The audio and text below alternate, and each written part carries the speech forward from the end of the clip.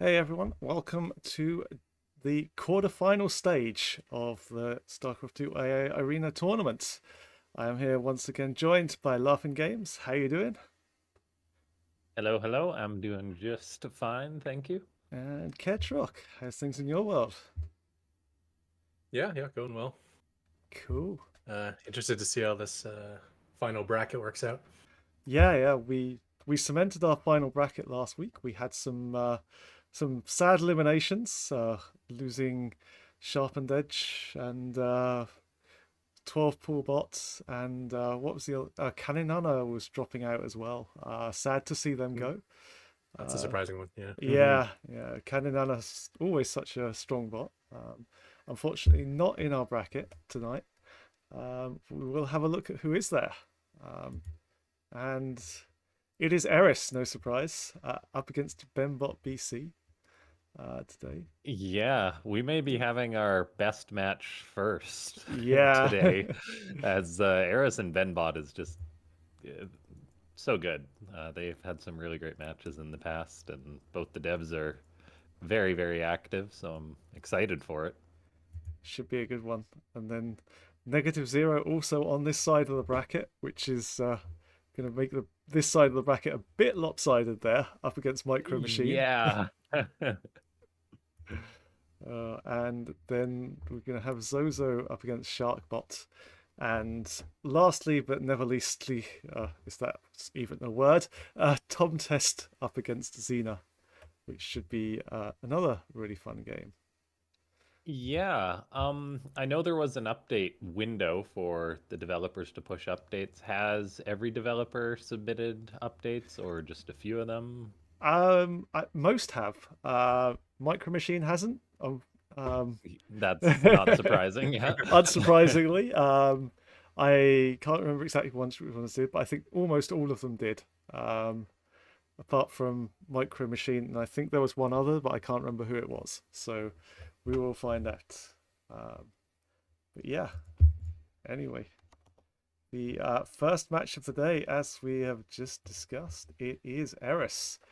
Come through with a perfect record and only had 4 games so far in this tournament, uh, beating Terrain, your bot Ketrak, and -0. Super strong bot. Up against Benbot BC that has come through the hard way. A loss in the first round to Ketrock, a loss to Sharpened Edge, followed by a straight run beating Terrain, Dominion Dog, sorry, and 12 pool bot, which is very, very impressive to come through after such a disappointing first 2 games. Yeah, it's quite a comeback, and it shows the quality of Benbot. Yeah. And yeah, I mean, there's not a lot of bots that in a best of five I think could take down Eris, but it's like maybe Benbot can do it. All The right. developers just gradually improve the bot bit by bit, and it's become very formidable. So All right. Let's take a Yeah, I look. actually got a little curious, and I took a little bit of a look at their match history, and I do see Benbot's taking some W's off of Eris on the ladder. Now I know Eris has been testing out some new stuff on the ladder, so I'm not sure how much that'll equate to this tournament, but yeah, it'll be interesting.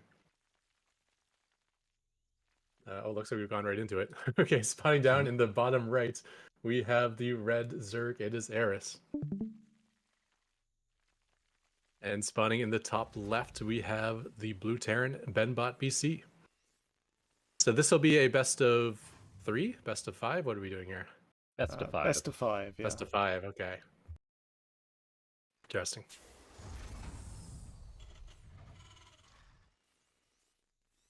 Yeah, pretty early barracks out of Benbot BC there. Did he kind of Yeah, work to get that down, or am I uh, just off on timings? maybe just a little off on timing. I'm not sure, but it is sending out multiple SCVs, like sending one across the map, one to scout locally, and then one to build, I believe, a depot on the low ground. So getting that wall started nice and quickly, and doing some diligent scouting. So is Eris, though, sending out its scouting drone.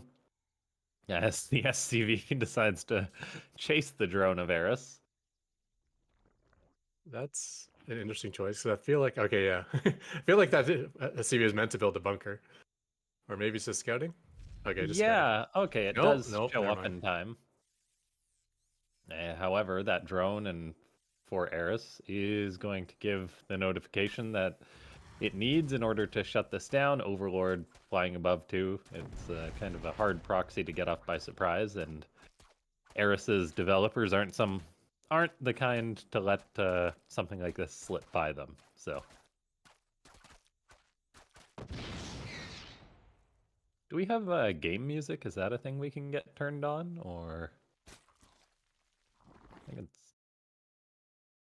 I Control don't know. M to I'll turn that on in the have a look. client.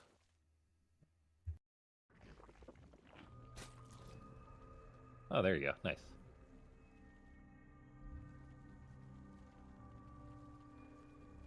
Okay, so Benbot does not get off the successful bunker rush. Looks like it may be killing an overlord on the other side of the map, though, so that's really nice. Picking that off. As it throws up a command center and bunker on the low ground. And looks like it's starting to build a forward bunker against Eris, but a little further back, as sometimes the bot does make that adjustment. As this is a very powerful strategy, and it may be finding a second overlord, so that would be huge. And looks like it will get that second overlord of Eris, so that's very significant. That's minus 200 resources for the Zerg. Looks like Ketrok has disconnected. Yeah, I think Ketchup's disconnected for the moment, so you're stuck with me until he comes back.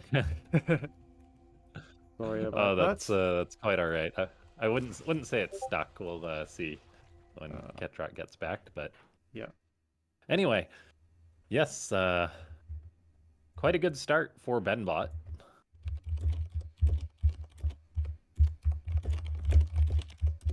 As we do have Eris producing some roaches. It's very good at clearing these bunkers, like these idle positions. It doesn't generally feed units into it, so it's probably just going to wait till it has like a couple of Ravagers out and start corrosive biling that down. And yeah. So I think it's something Eris does really well is the Ravager play. Something that he can obviously go straight into there, and that's very good for clearing the bunkers.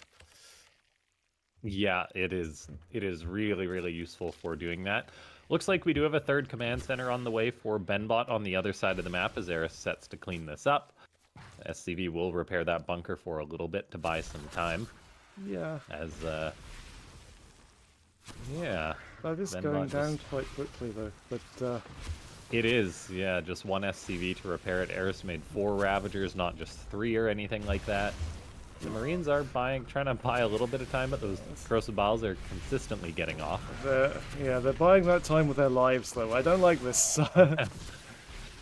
Yeah, we'll see. Benbot is usually pretty good about pulling its units back, and it's kind of trying to do that, but the Ravagers are just chasing, so the Marines are a little Make sure confused. they don't drop that bile on themselves, though. They're very close with that. But yeah, I think I have seen Eris corrosive bile its own stuff occasionally. Maybe I'm thinking of another Zerg bot, but it is something that you do have to watch out for. That was quite good dodging, though, so I think possibly it's got code in there to make sure it doesn't. But it's getting very close. Yeah, the developers have been experimenting with like some more Ravager focus builds too, I think, lately. And now we've got Benbot on the back foot. However, it does have a tank on the high ground with a bunker as well. Abyssal Reef is quite a good map for Benbot as it pulls just enough SCVs to save that bunker before the corrosive biles can kill it. So that is really nice for the Terran bot as it kills off some of those Ravagers. Did lose a fair amount of SCVs though on that defense, and also. Yeah, can you press Shift L to maybe see how many died so far? Only 4 actually. 4 SCVs. That's not as many as I thought. So yeah. Yeah, it's not terrible. Benbot is getting up a third command center on location behind this, so like that's one of the nice things about Abyssal Reef for Benbot. It's quite a good map for Benbot's playstyle. There's lots of choke points. There even is scenarios in which it's difficult to attack into just one of the bases Like, so it'll be interesting to see what attack paths Eris takes later in the game. Yeah. But, I'm just going to pause it one sec because the music is quite loud. So if I can turn down the music slightly. Music volume, stick it down to 20%, and that should be good. All right, I think we're good. That should be better. But yeah, so Okay. Helion's coming out now for Bot, which is going to be good. Yeah, sometimes it does go for Hellion dives. Yeah, Uh, only one so far, but being on creep. yeah, it's scouting out. And we've already got a battle cruiser on the way as well for a Benbot. This is quite reasonably timed for the like, I know Benbot has BC in its name, but sometimes it does actually delay the battle cruisers quite a bit. So this is quite a quick one as far as Benbot's concerned, I think. I think Now it's got that planetary. Yeah, it used to be a lot faster with the battle cruisers. Now it's kind of like a bit slower. But yes, when it first entered the ladder, the Benbot BC was literally BC was its play, hence the name. But now it's got a lot more rounded play, so that's good. Yeah, like it's got that Raven out too from the starport, which is an important construction to clear out burrowed lings by Eris. Yeah. Yeah, and it's sending out a few units here and there, just trying to chase down some lings. The fourth base is going to be very important. Eris is trying its luck to attack into Benbot once again, but she'll have no such success. And the Raven, oh, it almost came back to reveal those roaches, but ended up getting distracted or changing the pathing. Oh. There was a changeling that actually passed over, but just managed to attract one of the tank shots that hit the roaches as well. That was quite funny. Oh, okay. All right. So we do have that fourth command center just about done for Benbot. It's got a battle cruiser grouped up with a Raven. That's quite interesting. I mean, that's work against burrowed roaches. It definitely does, but I'm not sure I've seen that from the developer before. Like, I know Ketrock sometimes pairs like a Banshee and a Raven, but Benbot's just like got a BC just hanging out on the map. It's not teleporting across to attack or anything. It's playing quite passive, and yeah, that's really exciting as far as this game goes, because we really are getting into the macro game here. Yeah. Yeah, soon enough we're going to have every base on the map taken, I think. That's where we're headed. Yeah. At least on Eris's side. Yeah. Benbot BC does actually like to upgrade a lot of bases early as well, so it's not just Eris. It does, yeah. It's we'll see whether Eris actually allows Benbot to do that, though, as we do have the Zerg bot almost maxed out here, and Eris is a bot that attacks at 200 supply.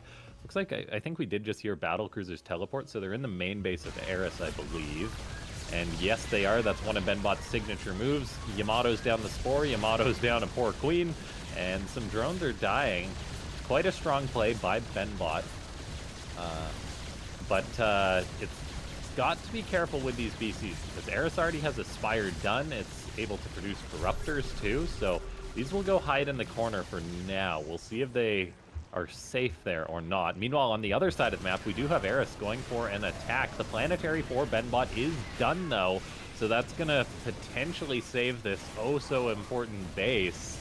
And I think it will. There's not that many Zerg units here to defend. There's nothing to repair it, so at the moment, if they do manage to break it, it will go down. Yeah, there is SCVs rallying to their death. And okay, if Eris can break this, that would be huge. Yeah. Benbot's trying to save it. It's dropping a mule. Sending down more SCVs to repair is very, very important in this scenario. It does save it. And while this is going on, Benbot is getting up a fifth base. That is very important. Can we see that fifth there? There it is landing. Except it's got a borrowed ling there.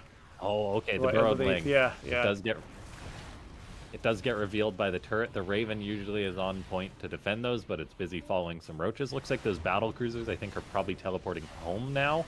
that were in Eris's base. I just heard the distinct click. So yeah, There they I think are, one just yep. teleported home.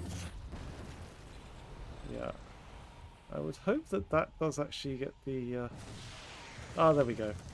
Targeting down the Zerg thing with a nice turret. Yeah, that is that's a good sign of how good a bot is with how well they deal with blocked expansions, because like you just can't be a top bot without dealing with obstructions at your bases.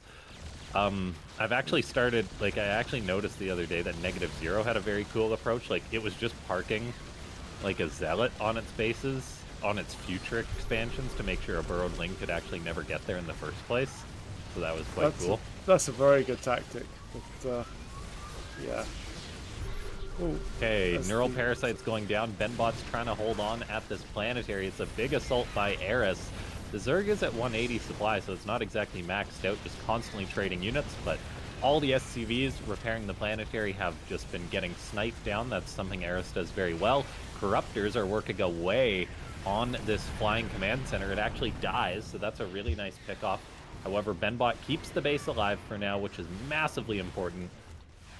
Yeah. I think if you look at the income as well, like it's nearly 2-1 for Eris at the moment. So, yeah, there's a... You can afford just to throw a few units away and not really care. Yeah, actually very cool. If you look at that income, Benbot's actively not mining gas right now. That's because it had a bit of a gas surplus, and so it must have just focused on pulling SCVs into mine minerals until that sort of balanced out a bit. So very cool economic management by Benbot. Yeah. And now it's back to mining gas, but that's something that's a very good feature in bots, because you don't want your bot to be like focusing on one resource too much and having 3,000 gas and no minerals, or vice versa. So. Yeah. Oh, absolutely. And I think Contest has a very good approach to that. It doesn't mine gas. It doesn't need to. We'll see Tom Test later today. But yeah. Yeah, I'm looking forward to seeing Tom against Xena. That's gonna be a wild one for sure. Definitely. Now, this game is looking phenomenal between these two bots. Benbot's defense here on Abyssal Reef is looking so strong, and that is one of the things. Like, it is very difficult for Eris to break these positions. The reinforcements are just so close to the 4th base, constantly coming down the ramp. The 5th is locked down, and this is a very tough one to predict, because we've got Eris that is currently on a healthy economy. It's going to be able to spam units for the next 20 minutes or so if it wants to. And Benbot locked on 5 bases, which is, like, it's going to want to get a 6 at some point, but 5 bases, if it trades well enough, might be enough. So we're going to see. However, a battlecruiser dying isn't good. This bot is bases under siege now, but so often this planetary has been a hero for Benbot BC. Yeah, it just doesn't go down. So important. Yeah, Eris fighting on the planetary. It's getting close to getting it this time, though, so we'll see. Like, Eris is targeting that down, and it does actually perish, so that is huge for the Zerg bot. That's a big Benbot loss. was so close to keeping that alive once more, but now Eris is going to shift focus to attack this base, this other planetary. But look at that, the Hydras, they're targeting down the SCVs, because Eris' developers know that you can't just let a Terran repair the planetary, or you'll just feed units into it non-stop. So targeting down those SCVs is step 1 in killing a planetary. Yeah, where we have seen Eris struggle in the past, it's basically when it does take all the bases and does take all the minerals, but just spams units and can't break a position. And that's definitely something Eris has struggled with. So, you know, it's Benbot BC is still very much in this game. Yeah, Benbot isn't dead. It's a little bit concerning having lost that 5th, but it is making moves to re-secure it. Yeah. And yeah, like as you said, the trades are quite good for Benbot. We're currently at 17,000 resources lost to about 29,000. Yeah. So that's a fair ratio for Benbot. It's not the best ratio if you look at the base count, but it's not bad. It's good, yeah. Definitely Benbot is the more efficient bot in this scenario.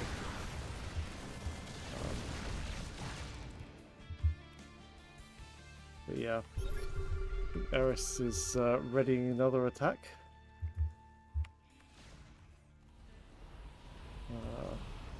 Benbot just trying to clear some creep, I think, and trying to get some a bit more handle on this map.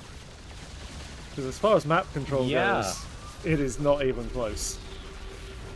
No, Eris, that's the thing about Eris, like once it takes the map, it is so difficult to move out to say take a 6 base or something because like it just never stops attacking. Yeah, definitely. As you see, the 5th is under siege again. Looks like it might go down again this time. Yeah, just the sniping on the SCVs is so big. Yeah. I would not want to be. It's an actually SCV staying alive. Oh wow! For a little bit longer. SCVs are heroes, just running into the Zerg army to try and repair that PF. Is it staying alive? It's just so close. Oh. I mean, there's more SCVs coming down. Go SCVs, go! Save the planet. Go, my little brothers! They do. Oh, they are. They are the heroes of this game. 151 of them have died.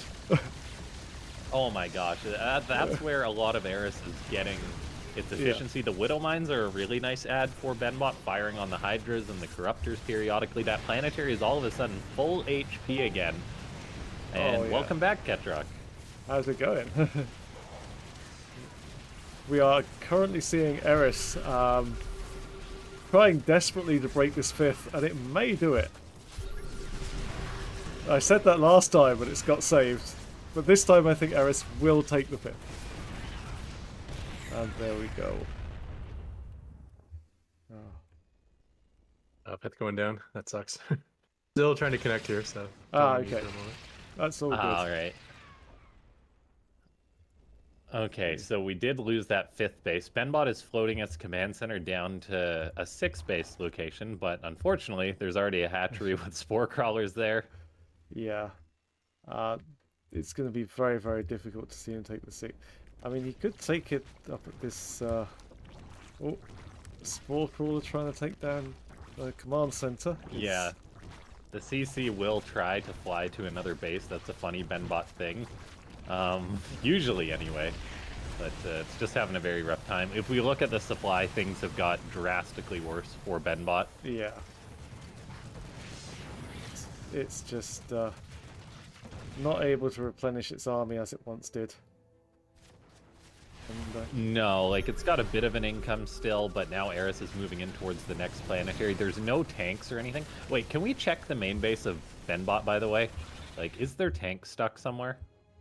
I don't see one. Okay, doesn't look like it. There's just 2 at the natural, Yeah. so they must have just been getting picked off throughout the game. Yeah. But yeah, not having tanks at the planetaries allowed Eris to break those positions, and just it's the Zerg swarm, man. They're just Yeah. I think one. we're rapidly entering the phase of the game where Eris is just going to take all of your stuff. And some Zerglings in the main. Yeah.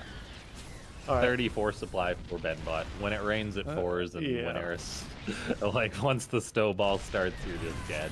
I am going to call this here, guys. We're going to fast forward the Benbot's death, I think. But very well played by Benbot. I'm fully back now. Oh, nice. Welcome back. Okay. We just at I the had end to find of the first game. I had to find an old like Wi-Fi, USB Wi-Fi connector for my computer, and then connect to my hotspot on my phone. I was actually thinking of messaging you, like, "Hey, get on your hotspot, man." Yeah. I only do hardline to my PC though, so I'm like, wait a minute. I think I had like an old Wi-Fi connector I had to buy for an old TV set way back in the day.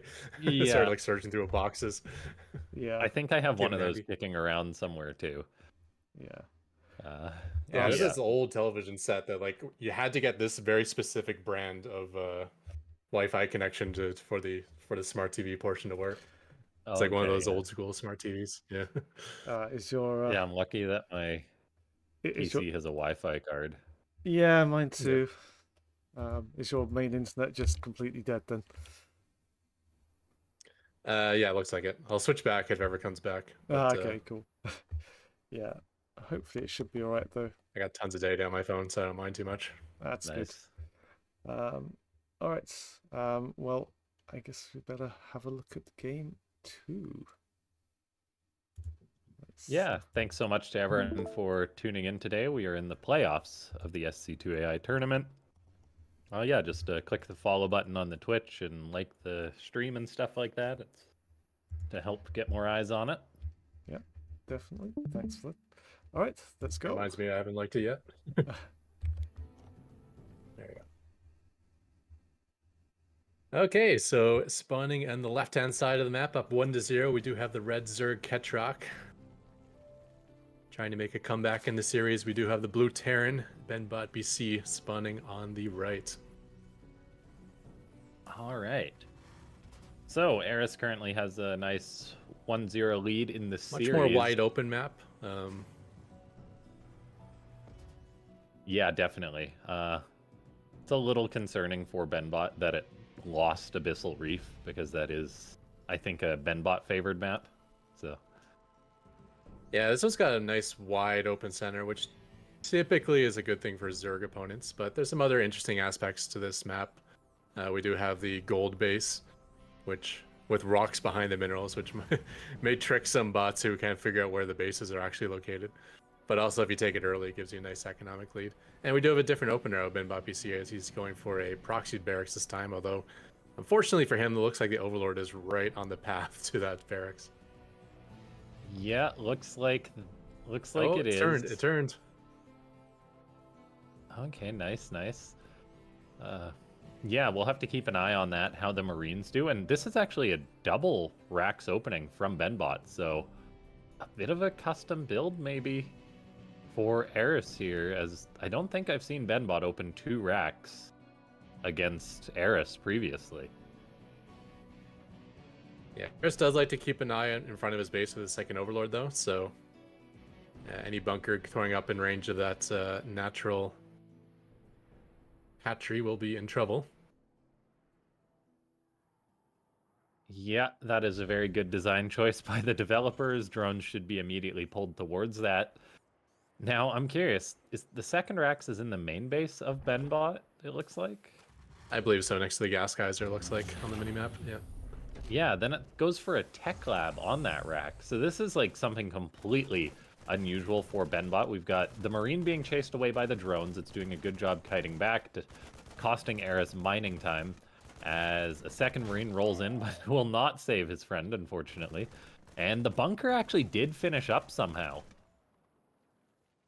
Yeah, it looks like once the first Marine arrived, the drones were a little bit afraid to continue working on that SCV. Yeah, so a very successful proxy so far from Benbot. There's those 2 racks done, so Benbot is able to rally more Marines over here with a factory on the way behind this, but Harris has got to deal with this proxy.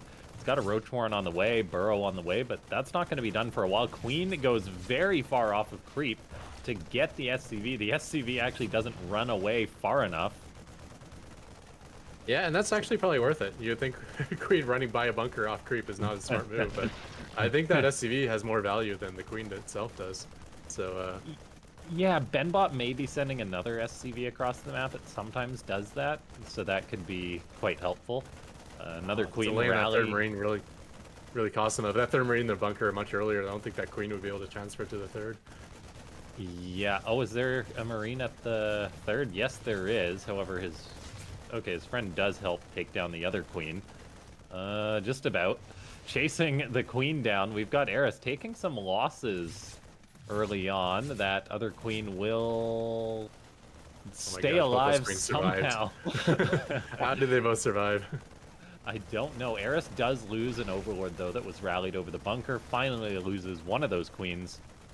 Benbot's just rallying over more Marines. It's got Concussive Shell on the way as well, and Marauders showing up. So some more muscle being brought to this push by Benbot. And this is looking really good. That Marauders zoning the Ravager away from the bunker. The hatchery is being worked on. Eris is in quite an uncomfortable spot. This isn't somewhere you see Eris this isn't the type of situation you see Eris in too often, so it's really cool to see. Yeah, that natural base is really under threat now. It's about to go down. I don't think the Ravagers will be able to break through in time, even if they can break through at all. There is only the one SCV repairing. Yeah, another Ravager does come from behind, actually kills the SCV, so the bunker will be breached. However, bad rally on Overlords, fly over that bunker once again, so that's a double Overlord kill, just about the Overlord staying alive just barely. Oh my gosh. Eris has been quite lucky this game with units on like 1 HP. Okay, Benbot does get pushed away now by Eris.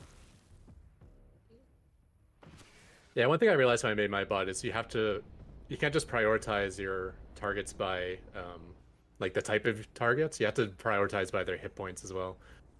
Definitely, So like, yeah, you really want to kill the Ravager, but if there happens to be an Overlord on 1 hit point, you should probably take a shot at the Overlord too.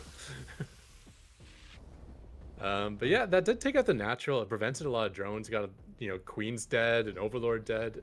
And I don't think this push is going to be able to do much. There are 4 Ravagers, but I assume there's a siege tank at the wall. Yeah, it should be a wall. Yeah, Widowmine tank, quite nice.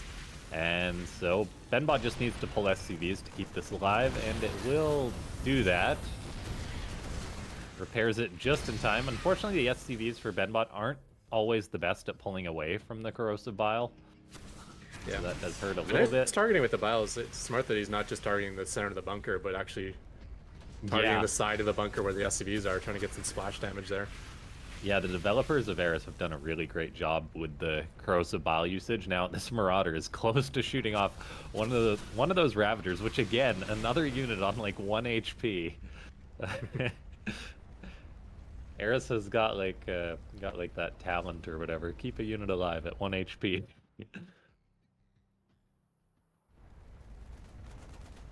Now, there's still no third base on the way for Benbot BC, and he was cutting workers at the start to get the barracks on early. He was sending SCVs across the map, so it's not like his economy is in like this amazing position. But I still think that was a really great start of Benbot BC taking out the natural base. Yeah, like we're 6 minutes in and Eris has just reestablished its natural, so that is quite good for the Terran. Really cool build by Benbot to change things up. As a Terran player, I always forget how devastating it is to lose a hatchery, because it's not just a mining base you're losing, but it's your production as well.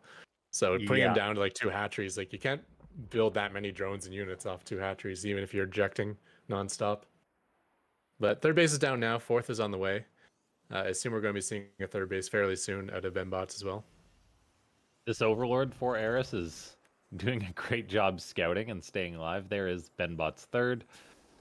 And yeah, we'll see whether... I want to see if Benbot can get that Overlord. You can do it, Benbot, I believe. Oh yeah, that's true.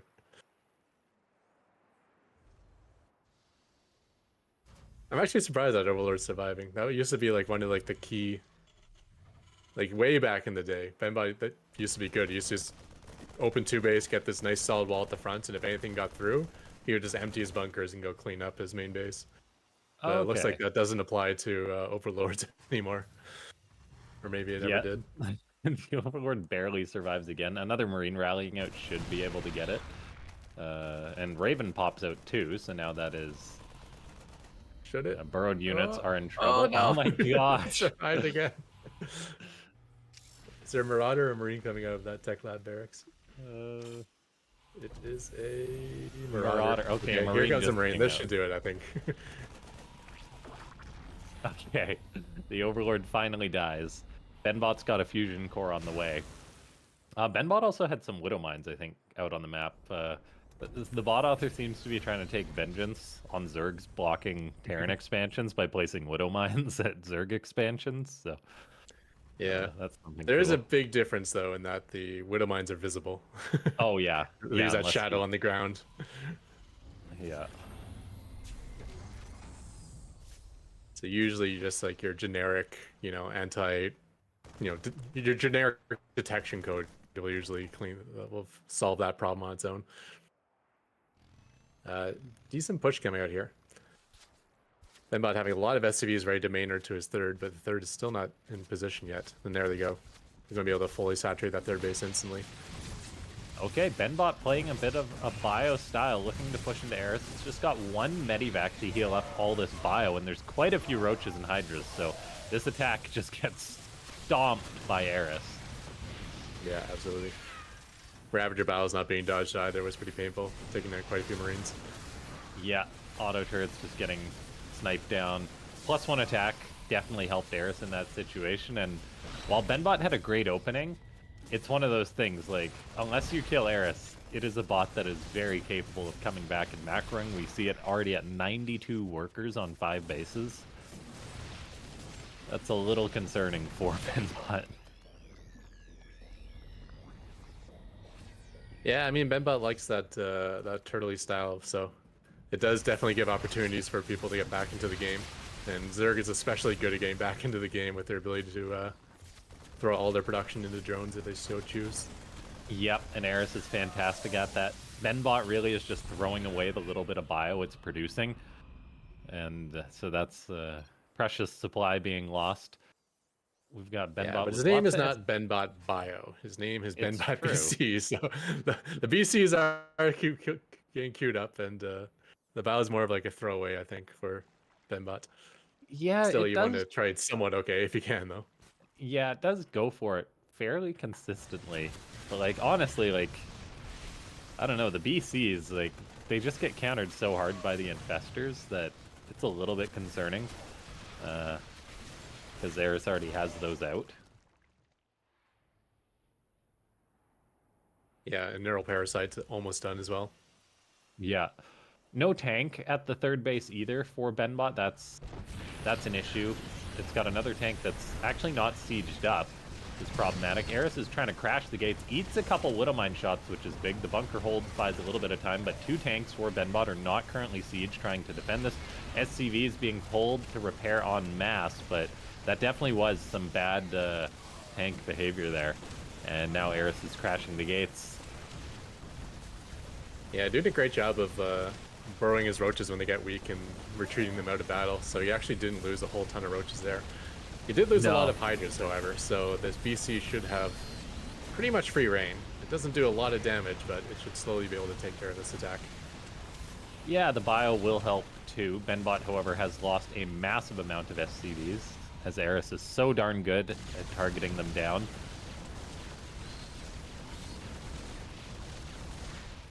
Yeah, I mean, it doesn't look like it's going great for Benbot, but he is getting to the part of the game he probably wants to get to, which is like, can I get up to 4 or 5 bases and then just start trading well? Now, trading well against Eris is easier said than done, but in general, Terrans usually trade pretty good against Zerg in the bot meta, so we'll have to see. Usually pretty good. There's Widowmines going off on some of these Hydras. The battle cruiser is still shooting away. The Planetary is holding the line for now, but Eris is at 200 supply. Benbot is at 92. Yeah, Roach is still pouring in. Kind of trading off his army for just like a handful of SCVs here now. Oh, there's the Neural Parasites, however.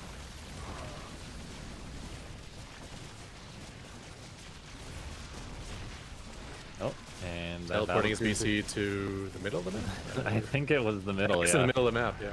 Oh, Spore Crawlers, cool. Oh, that makes sense.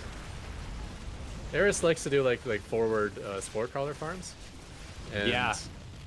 And Canyanana likes to teleport BCs into Spore Crawlers in the back of his base. So Eris is just combining those two. He's like, let me just teleport you into my offensive Spore Crawler farms. Yeah, losing that 4th base, however, is not what Benbot wanted. Ideally, he wants to be able to like survive and eventually take a 5th, but this might be the beginning of the end here for him. Yeah, it's I do like how the auto turrets are prioritizing the infestors. I think that one auto turret actually killed 2 of them off. Yeah, like there definitely is some meta when it comes to like, oh, the infestors counter the BCs, so have the Ravens try and kill the infestors, but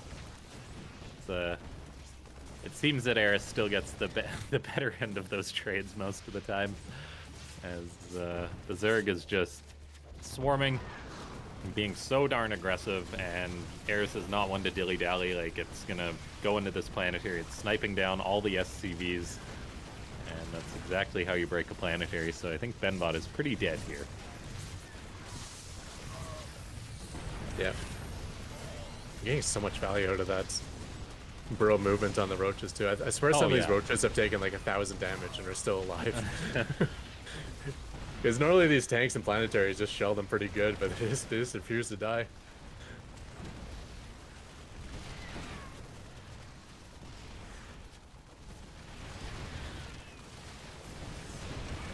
One thing I forgot to mention was one of the early side effects of that push from Benbot was the creep spread actually got a very late start for Eris.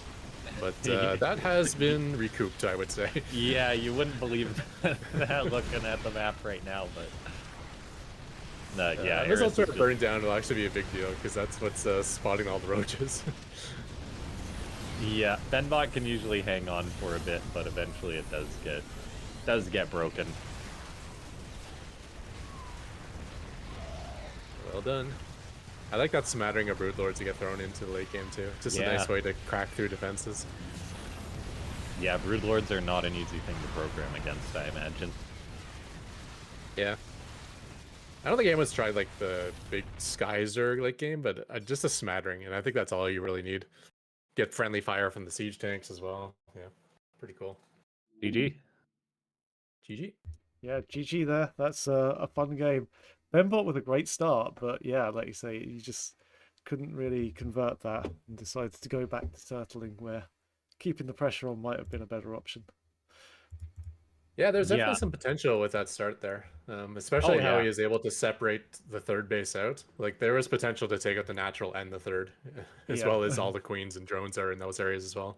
So yeah, that would have been fun. It was a good start, but yeah, there's potential to even improve on it more, I would say. Of course, there's also potential for Eris to stuff that push before it even gets going. Oh yeah, something for both authors to work on, I guess. Eris is so good at that. Yeah. All right. Yeah, I think once that first Marine arrives, the drones become very scared, where they could have kept just gunning down the bunker or whatever. Yeah. All right. Let's take a look at game 3. Okay, match point now. Eris spawning in the top left is the red Zerg. And in a must-win situation, it is Benbot BC spawning in the bottom right. Yeah, being down 2-0 against Eris is not a great feeling, but Benbot can take maps against the Zerg, and Thunderbird is another one of these turtle-y maps, because if you defend the natural, you're also defending the third base, so... Yeah. Benbot has like the like the witchcraft energy advantage of two things he always has. One is he's always counted out and he never gets actually eliminated. And two is that he goes down like 0-2 and comes back to win. As he even did in this tournament early on, going 0-2 in the Swiss rounds. So he's going to have to rely on his mojo, because it's looking like Eris really has his number, but you never know.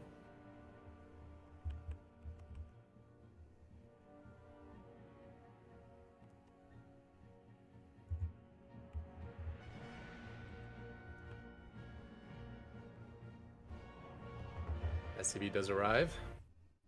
Barracks complete, and bunkers immediately thrown down in the next game frame. Nice timing on that SCV arrival. Yeah, there's the drones, though. So the question is, will the Marine arrive before that SCV dies? And unfortunately, did not get lucky on the bouncing. And the Marine actually looks like he's heading back home. So this is going to be completely abandoned. Still, like, kind of break even. I mean, you did pull 6 workers off the line to deal with 1 SCV. Yeah, it's not terrible for Benbot.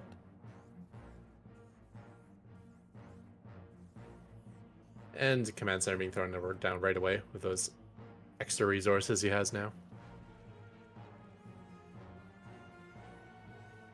Yeah, the delay on the CC does hurt Benbot a little bit, though. Like, that could have been a bit sooner, if not committing to this proxy. So, like, who knows? Maybe that would be a way that the bot authors could try and match Eris is by trying to match Eris's greed by not committing to something like a bunker rush early on. I mean,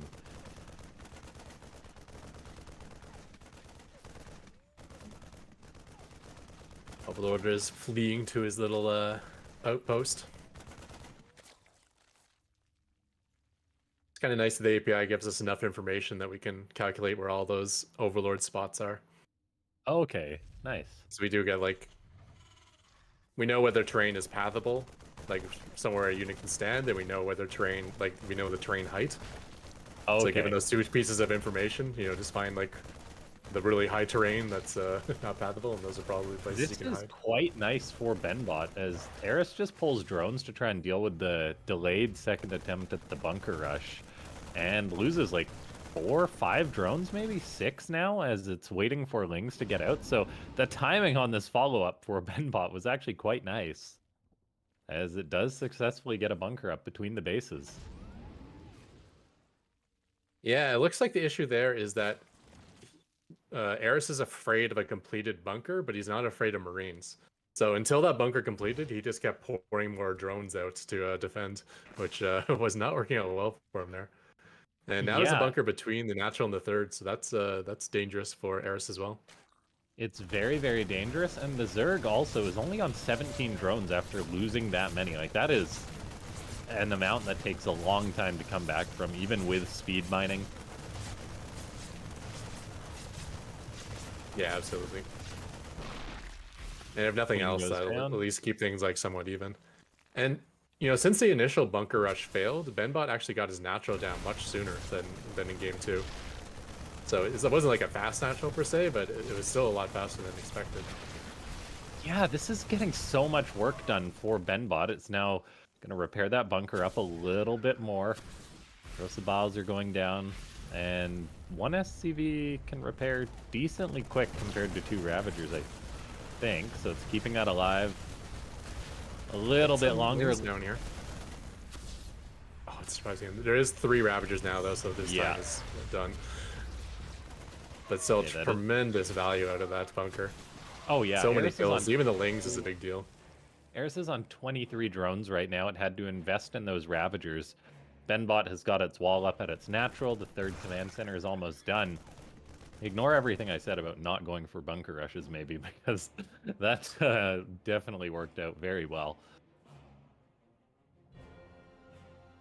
Yeah, the thing is, though, I mean, Eris doesn't really have much of an economy, but what he does have is plenty of larvae and plenty of hatcheries. So if Benbot's taking his sweet old time taking his 3rd base, I could see this being a problem. But as I say that, the 3rd base is actually landing in position already. So, yeah, nice lead for Benbot here. It doesn't look like he's going to be able to... Doesn't look like he'll be giving up the lead very quickly.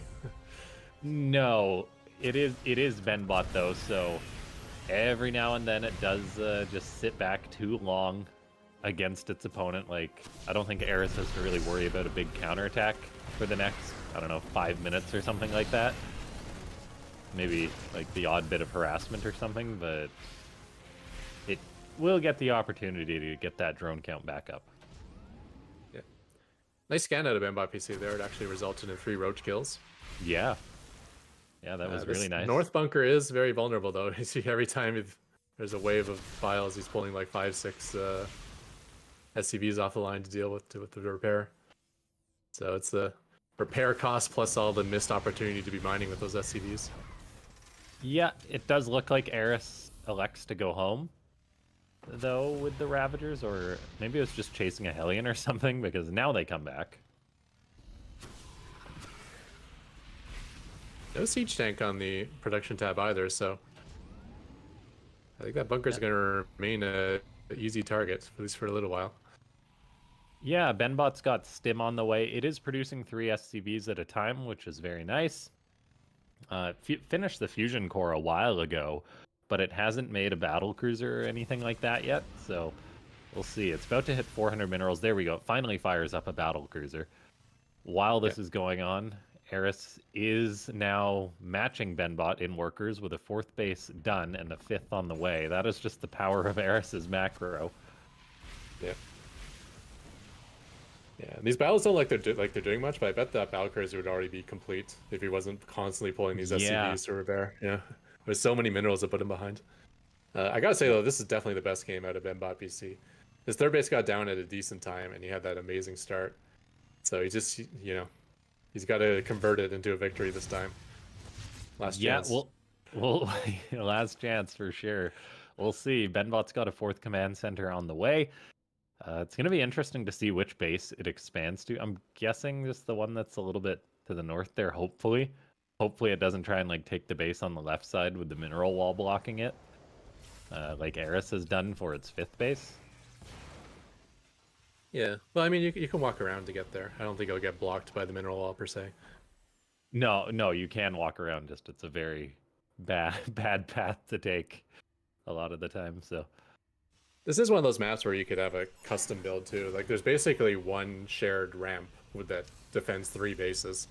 yeah, Like, you see all this fortification at Benbot's third base. Normally that's necessary, but in this case, I don't think No, that third it's base not. is ever going to get attacked. It's got a mineral wall on one side and the natural defending it on the other side.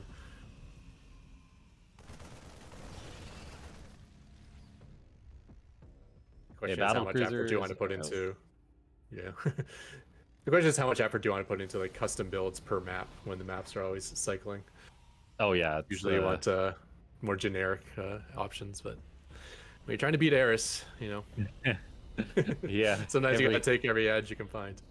Everything's on the table, that's for sure. Benbot's got a nice amount of SCVs just hanging out and waiting to saturate up this fourth. So once that lands, assuming it can land, if there's nothing blocking it, hopefully. Benbot's production tab is always so weird. It's like you're getting concussive shell and blue flame. Yeah, I know. It's Throw so widow random. mines and a battle cruiser all at the same time. It's like... Okay. Eris is spending lots of resources on its own production tab, getting up so many upgrades, so many structures. The Zergbot has now taken a supply lead, and will be maxing out in the next minute or two. But Benbot's going to have a fair amount of supply to try and match this. There's that click of a battlecruiser teleporting. Yeah, weird time to teleport. His fourth base is under heavy attack, but it does get shoot away. Yeah, so I would definitely say Eris is winning at this point in the game, but it does feel like a game where Benbot will be able to establish a fifth base, get to the late game that he likes in a decent spot. Yeah, and like will he be able to outmatch Eris in the late game? I think is what this game is going to come down to. It's going to be a challenge because, like, as far as efficiency goes, like, those battle cruisers, they're going to be dead in a couple minutes once those infestors get out. Like, they just don't get that much efficiency against Eris, I don't think. Like, Benbot really gets its efficiency from defending on its planetaries with tanks and that kind of thing. This bio is trading out as well as it can, but it will just die to these hydras and roaches. Yeah, but it got some kills. I mean, I know the bio is not a major focus for Benbot BC. It's more of just like somewhere to throw my minerals sort of idea. So the fact that it traded decently, I think is good enough for him. Okay, Eris goes in to try and break that fourth base. So much Zerg just charges forward on top of this planetary. SCVs are being targeted down before the PF dies. Benbot may rally more to try and repair this, though. Battlecruiser in the sky is helping out. Bit of bio, a nice scan in order to push this Zerg army back, and a few SCVs do come in to repair up that PF. Yeah, basically traded an army for his entire mineral line. Oh, there's the neural parasite, though. Yeah. Oh, did he Yamato his own battlecruiser? No, I think he Yamato'd an infestor there. So, like, Benbot does have good anti-infestor behavior, just it doesn't usually seem like it's enough to make them work. Benbot does have a fifth base getting established, which is important. Yeah, I mean, he did lose a good amount of workers there. I do see him building forward to time, though, so those will be replenished quickly. But I think, this is what Benbot wants. He wants this, like, full 5-base economy. Yeah, getting a fifth base is definitely a win requirement in a late game against Eris. Now, still not going to be easy. We do have a tank at the fourth base, which that being out and in position is very important because we know Eris is going to try and attack on in when it hits like 200 supply again. Benbot's even floating over a 6 base. So that could be very, very huge for the Terran. If it can potentially get that up, then it'll have some base redundancy. Okay, battle cruisers out on the map, teleporting out before they get knurled is very good, or at least one of them does. The others are not so lucky, so that's -2 battle cruisers. Yeah, these Zergs are just getting really good against the BCs. I mean, BCs can still be solid. You just gotta be, you can't get caught in the open field. If you're hiding behind planetaries and missile turrets, then it's a different story. Yeah, it looks like Benbot will lose this planetary. Unfortunately, it didn't have a tank here. In order to help defend that, there wasn't really enough SCVs on deck to repair that. The Terran, while this is going on, is floating a base down towards the left side. Creep may just be blocking it, though, at that 6 o'clock position. Yeah, it is. So that's unfortunate. Another command center is even flying out, but Eris continues to push on in.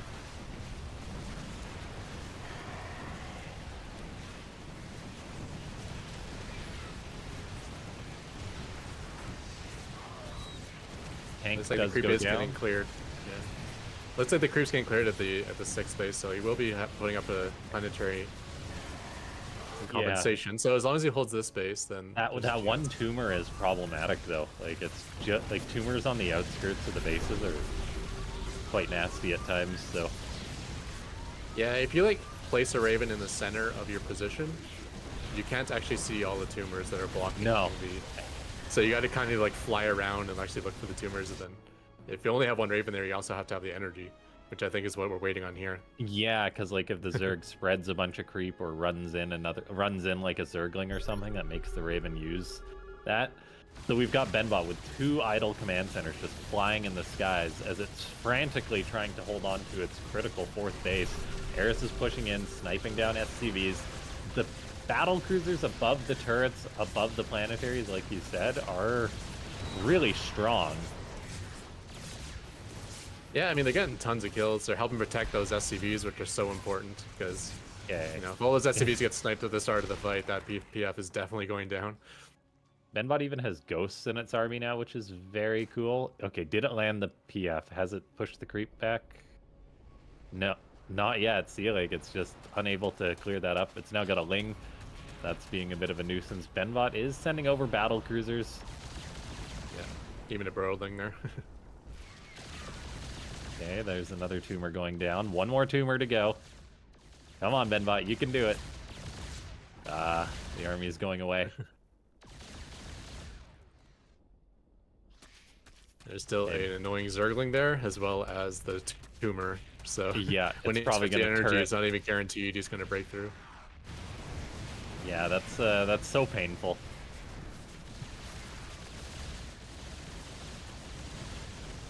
I love that sort of stuff though when you're coding a bot though. It's like, even as a player, a human player, I love things like, this is low effort for me, but it's high effort for my opponents to deal with. Oh yeah.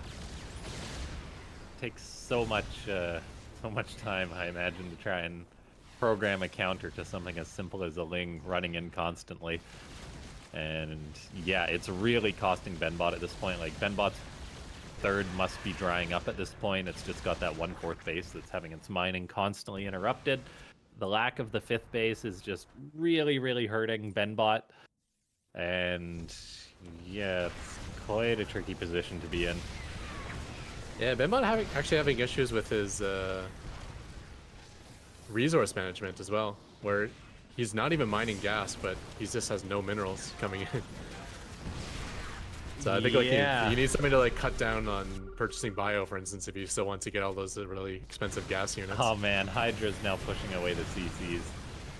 Yeah, that's on its last days. I think this should be the push that does it. Although there's not a ton of DPS there. A lot of it's queens and infestors and corruptors. Yeah. But there is no SCVs repairing. Yeah, it's unfortunate that Benbot wasn't able to defend that initial 5th base, because if it had been able to saturate that with SCVs, it could have kept it alive.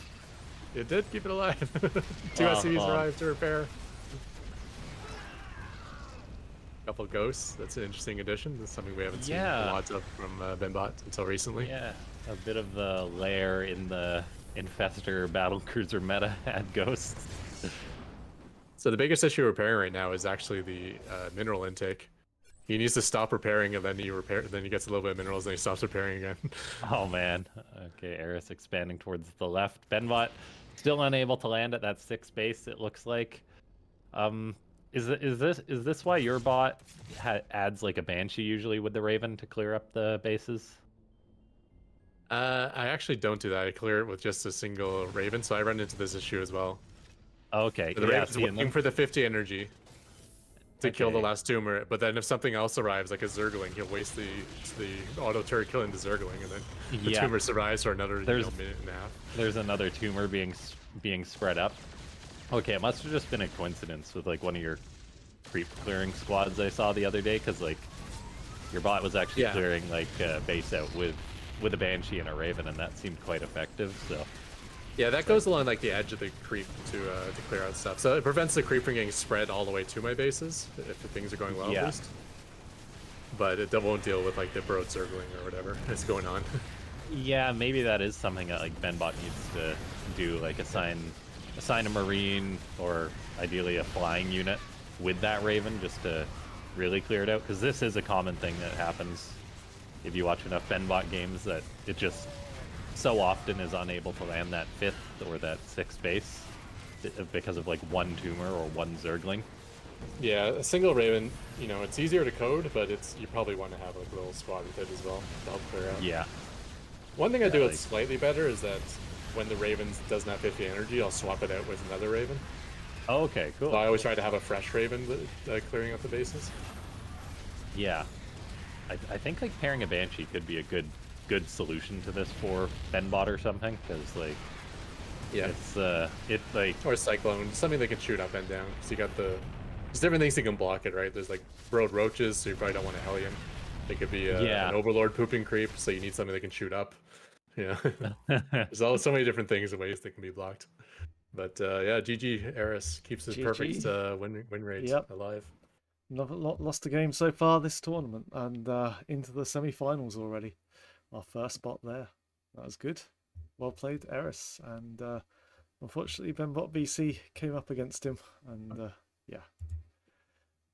Any other bot, I think Benbot BC would be giving a much better opportunity, but Eris. Yeah.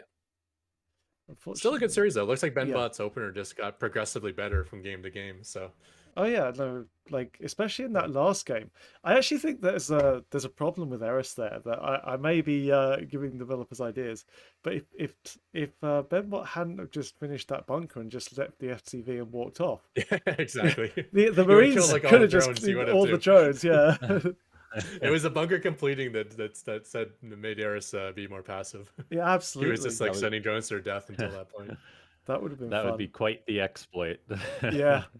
So there you go, guys. If you want to snipe Eris, that might be the way. Although I'm just telling Eris that now, and then Rasper and Paul are gonna probably fix that bug immediately. So yeah, don't rely on it. All right. Congratulations to Eris. Next up, we have Micro Machine. Our almost eternal champion has kind of fallen off since not been getting a lot of upgrades, but still a very impressive bot to place, and made it all the way to the quarterfinals. Wins against Zozo, Kaninana, and Sharpened Edge. So, sorry. And this is his tournament. Yeah, so that's good. I guess Micro Machine's not on the ladder at the minute either. So. No. And he'll be facing. Yeah, we just started a new season, so it takes Yeah. a while for people to. You got to manually join it. Yeah. Yeah, it takes a while. Raph is still preferably. around though. He'll pop on at some point. Definitely. And up against -0. Almost perfect record except for Eris. Took a really close series against Tom Test last week as well, which was fun. But yeah. Oh yeah, that was a very close one. I remember Tom Test was like up 1-0 and looked like he was winning game 2. It looked like he had a That Yeah, would the have been reverse sweep fun. on Eris. No, -0 from the previous series. Yeah, yeah, that would have been a lot of fun to see. Tom Test did, of course, make it through, and we'll be seeing later tonight. But right now, let's get into it. I'll just load up the game. And for some this will reason, be a good one. the I'm so glad -0 is back in the Yeah, back in yeah, the scene. yeah, it's great to have been it back. He's really like the final boss when it comes to playing against Protoss. Yeah, definitely. It's frustrating, but you know, if you want to watch your bot engage with -0 for like 15 minutes straight and not kill a single unit, then yeah, he's the the bot for that. micro is phenomenal of -0. Yeah, and speaking of which, he is the red Protoss this game, and he'll be spawning in the top left-hand position, facing the multi-tournament champion of the past. It is the blue Terran and Micro Machine. So we may end up seeing a little bit of what I spoke of the constant pressure of -0 without actually really losing much in terms of units. Yeah, -0 is just so good with its army control. The fact that the developer's active is not something that is going to be in favor of Micro Machine, because they've had lots of time to probably observe -0 versus Micro Machine games and see what goes wrong. So yeah. And even before he went inactive, -0 had surpassed the level of Micro Machine. There was a time where Micro Machine was like the unbeatable, no one can touch him top, but then he went inactive and certain bots just kind of surpassed Micro Machine, and -0 was definitely one of those. yeah, did Micro Machine print their win rates at the start of this game like it sometimes does in the chat? 8%. Okay. Okay. But yeah, it looks like he's trying something though. He's going for a bit of a proxy build here. However, we do not see an expansion out of -0. We do see an expansion. Yeah, Cybercore. I'm trying to remember because we've seen -0 play Terran before, like against Tom Test. And I remember he was like scouting across the map and then deciding not to expand. But it doesn't look like there's a cross-map scout this time out of -0, so he's just going straight into his expansion. Yeah, I wonder if that's just something a decision it made using like its data set or something, or just a fluke or something like that. Anyway, Reaper does show up for Micro Machine into the natural of -0. Gonna find a probe potentially, chases it down. Yeah. Thought that high ground might have confused him, but no, he was able to grab the kill. We do have an adept being chrono boosted out though. That should be a very good counter to the Reaper. And meanwhile, all the weak probes are staying well out of range of the Reaper. Yeah, doing that little runaway, so the kills are going to be limited to 1.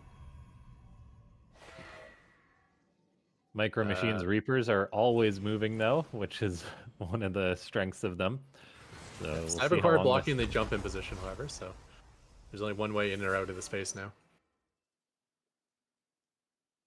Micro Machine going for his proxy cyclone build. Unfortunately, Micro Machine does not know that cyclones do not require a tech lab on this patch.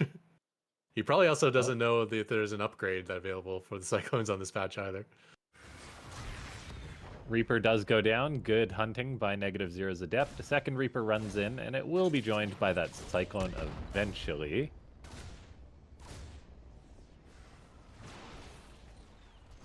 Oh, Cyclone finds the adept, I think. Yeah, perhaps. I think I heard the missile going off there. Yeah, there it is. Yeah, this is a problem. Unfortunately for Micro Machine, he was just... The cycle has been changed too much since he last played, so... He doesn't know how far the leash range is, so he thinks he's still leashing on, but he's not. Yeah, the build suffers a little bit. Looks like it does at least get the adept, but losing the Cyclone there is quite unfortunate. And there's actually no second Cyclone on the way. There it is now, as we also get Cloak and a Banshee coming out for Micro Machine. Yeah, not a whole lot coming out of -0, however, either. I think he's just on the 1 Stalker. No, 2 Stalkers. He will have Blink, which is, basically ends the ability for Cyclones to kill stalkers, but if the Cyclone and the Banshee kind of arrive around the same time, it could be trouble with just a mere 2 stalkers. That racks of Same dizzy. Micro Machine is something very, very fun to see. Well, there was someone inside the racks who's actually training to be the technician of the missile turret.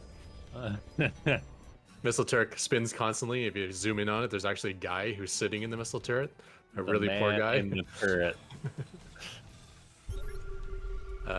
Yeah, he's not going to wait to defend this harass though. It looks like Oh, good. -0 is actually crossing the map here. Does lose an Yeah. observer. Now, losing the observer is big with Banshees being out for Micro Machine.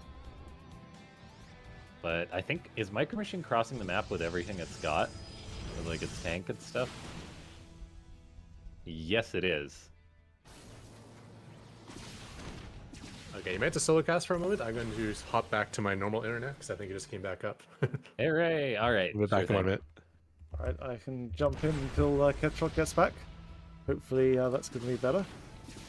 We do have some Banshees taking out the Stalkers. Oh, get out of here. My PC's awesome. I didn't know it could seamlessly make that connection. Oh, nice. I guess I was connected to both internets at the same time there. Okay. Anyways, that tank did have a... It's interesting to see, like, tank harass. But it actually picked off a couple bros before going down to these stalkers. Yeah, -0's aggression is or pardon me, Micro Machine's aggression is kind of getting intercepted by the aggression of -0. However, Micro Machine's got Marauders, Cyclones, and quite a few Banshees out, so it's not doing terrible. Yeah, the composition is right. I mean, he does have to deal with -0 stalkers, though, which are a whole different level of stalker. Yeah, the micro on them is just ridiculous. Like,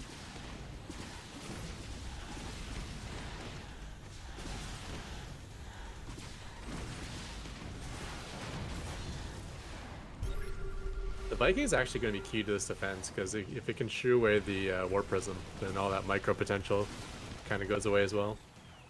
yeah, Scan was dropped to try and get the Observer. Unfortunately, it does not succeed in doing that.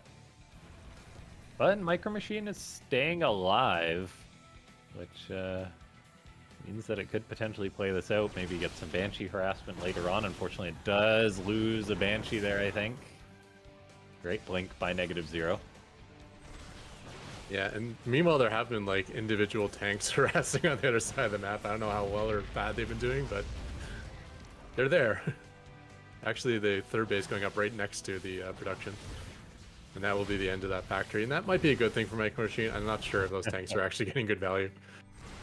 Even if they kill off a couple probes, that's not good at this point in the game for the cost of a siege tank.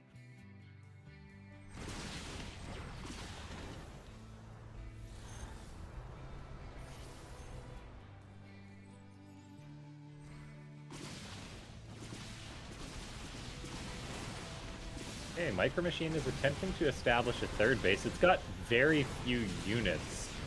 Just a couple of Banshees and a Marauder in the skies, but -0 is pushing in with those Stalkers and does seem to be breaking its opponent here as the Stalkers are clearing out the natural base, so we may be seeing the end of Micro Machine in this one.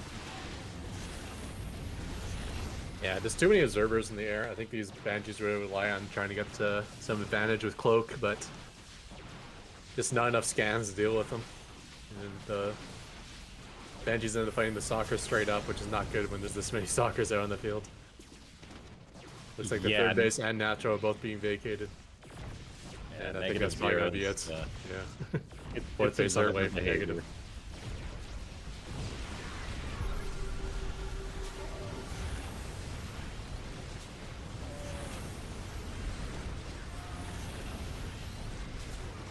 I think one of these SCVs is probably going to survive the game. No. I had a feeling he was going to lose all the structures with one of the SCVs, but -0 is too focused on the workers. Oh, goddamn Tempest. I'm having I'm having like nightmare flashbacks on -0. It's like every once in a while you get a game that's actually going good for you against -0, then the Tempest arrive. It's like, oh my gosh. Oh, yeah. Level 2 of like the death of harassment. Yeah, never good when those Tempests come in. I think every Terran is getting flashbacks of cyclones from various different bots over the history of Sc2 AI. So -0 is one that does use them very well, though. But no. I thought cyclones are going to be so strong, because I was like thinking of like, you know, with human cyclones, once you get like 3 or 4 of them, you can't micro them anymore.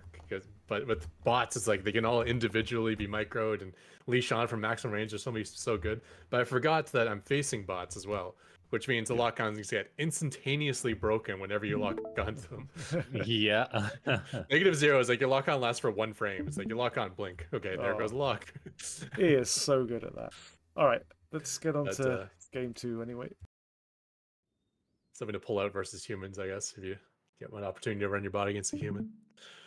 Okay, looks like we're on Ephemeron this time. So it's spawning in the top left, up 1-0. It is the red Protoss -0. And in the bottom right, we have the blue Terran Micro Machine, who does have multiple builds. However, it looks like he's still going for something proxy-like this time.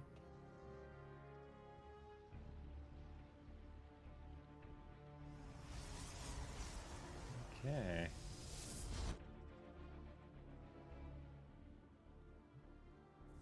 We're throwing down that barracks as soon as the bunker is complete, or as soon as the depot is complete. And there's the gas. So that narrows it down to anything, basically, except for a mass marine all in. Could be Reapers, could be Cyclones again. We'll have to see. Second gas being taken.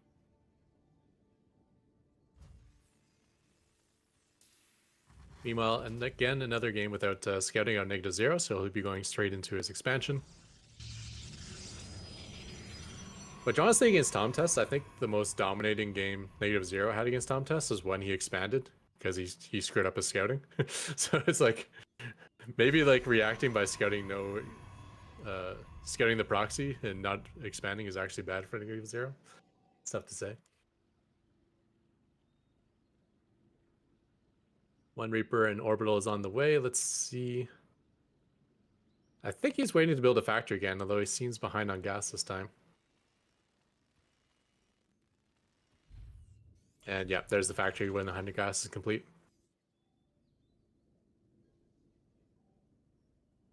This might be one of those builds that'll work better for Micro Machine if it's the it's got a main base where you can like bunker mine with. They can get in that gas a lot quicker. Yeah. Let's see. That Reaper is now making its way to the main base.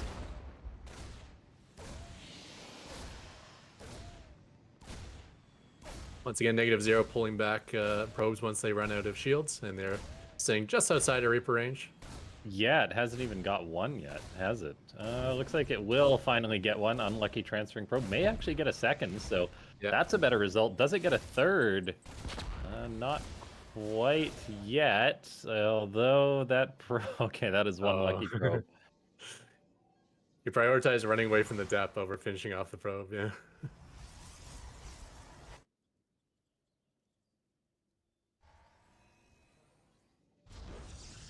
Going into the natural here, though, there are some weak probes at the natural.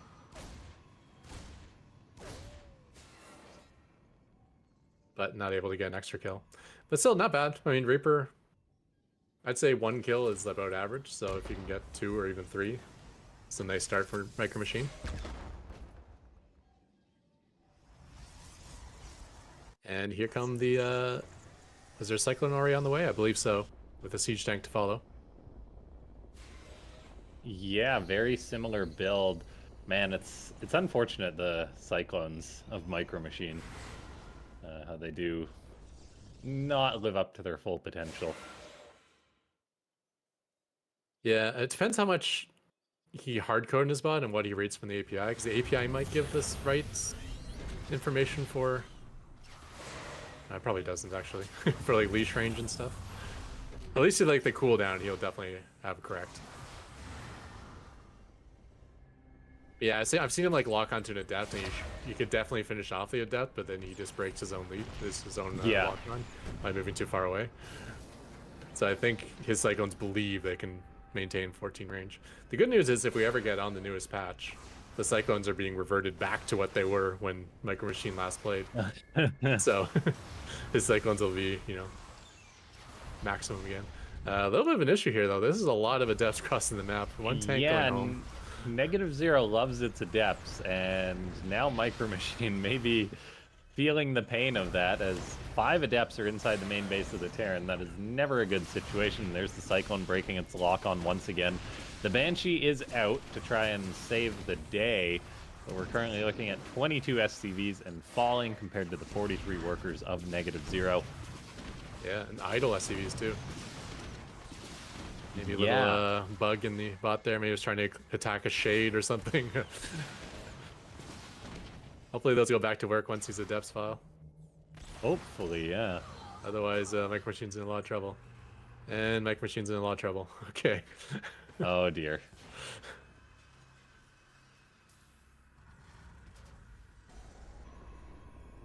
So Adepts existed when Micro Machine last coded his bot, but no one was really using them per se. Or at least not using them well. So I'm gonna assume that's something to do with shades. They're messed up. Because I also noticed his Reapers were afraid of shades as well, which, you know, is half right, half wrong, I guess, depending on.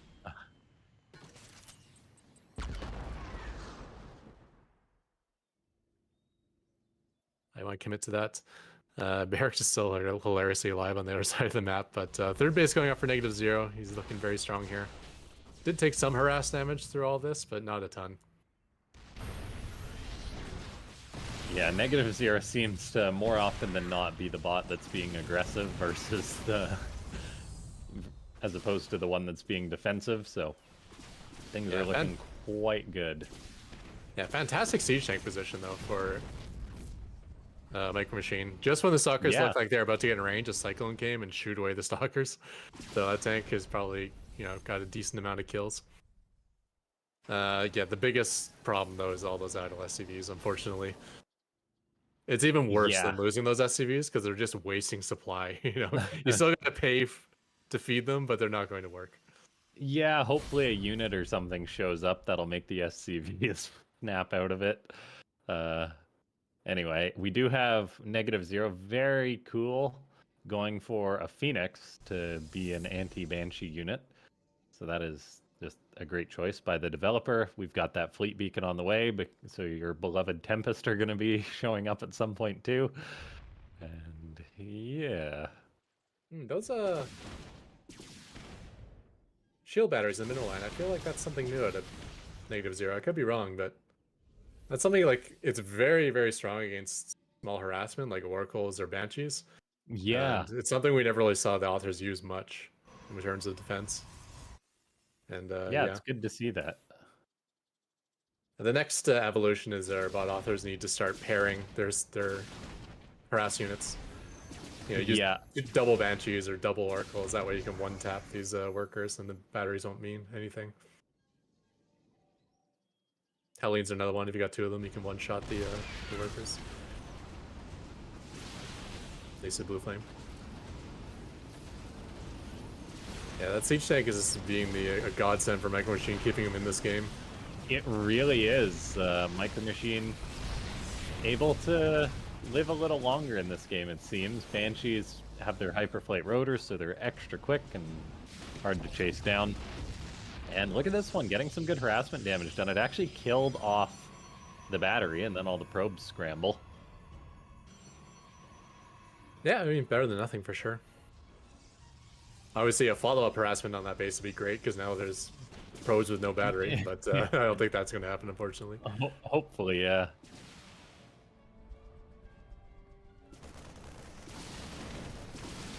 Micro Machine out on the map with just a odd bunch of units. Banshees, landed Vikings, gonna clean up a gateway, the -0 built on the map. Banshees are flying out once more. However, they fly right into the Tempest and Phoenix.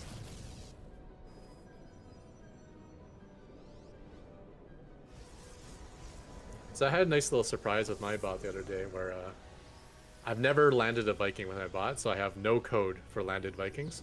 Okay. But Kenny Nana, the nice guy he is, stole one of my Vikings with with his Infestor and landed my Viking, and then the Viking went back to my control. And my bot was actually using the Vikings really well, so I'm like, oh, it just probably fell into like some generic code I have for like any type of unit that I don't have coded. And that generic nice. code actually worked out really well.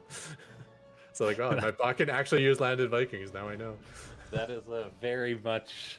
That's something that would just happen playing against Canon Anna, of course, with the bot author programming to make the Vikings land in the first place. That's hilarious. It is always funny when your own bot surprises you though when you've written the code. Oh, I bet, yeah. With like a project that's been going on so long, you can't remember everything that you've programmed into it, right? So. Yeah. Okay, so as good as that tank position is, this looks like it might be the end of that siege tank and this base. Still a decent amount of bio and Vikings and stuff though.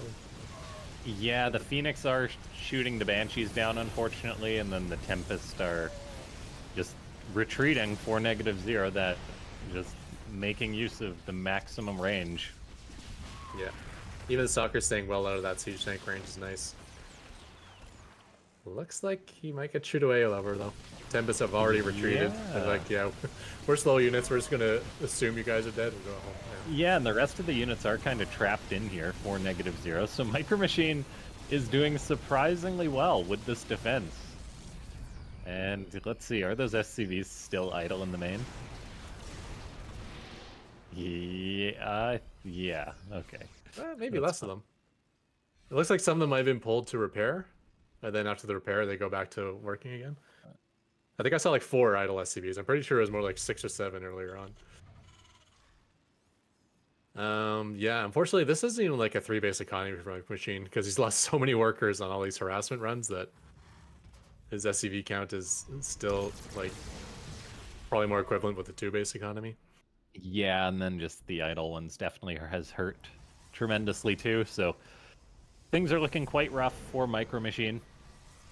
Yeah. I mean, it's building more Banshees, Marines, just getting 1/1 upgrades for some of its units. Here we go again. I'd love to see the Vikings try to wall out the Phoenix, because Phoenix do bonus to light, which means those Banshees just die instantaneously to them. But once again, the Phoenix are getting all over the Banshees, keep them out of the fight.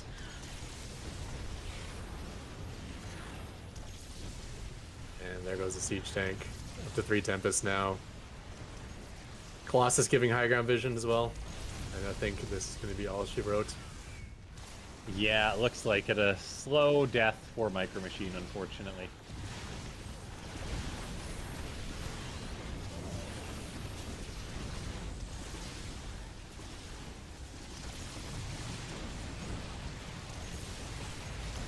Composition's giving me like Sharkbot vibes. It's almost like what unit doesn't -0 have more than what units does he have. Yeah. It's like I don't see Templar. Other than that, he's a carrier. He's got just about everything in his composition, even like Oracles and Colossus and The Immortals. Phoenix are really cool from -0. That's something the bot author has done quite well with. Yeah, much like the Zergling, it's like one of those units that if you choose to, they'll never die because they're faster than anything that shoots up. So yeah. Super impressive from -0, though. He can pretty much use anything. It's just crazy how the composition works, really. All right. Well, yeah, he does have like those counter tables, right? So based on what his opponent's making, he'll make different units. yeah. And I know Micro Machine does something similar, so they probably both like try to counter each other's units like 5 or 6 different times until they both ended up with a mix of everything. Yeah, probably something like that. All right. Well, -0 is 2-0 up. Let's take a look at our third game. -0 has a 94% win rate on the ladder right now. Wow. Yeah, that's crazy. All right, let's go.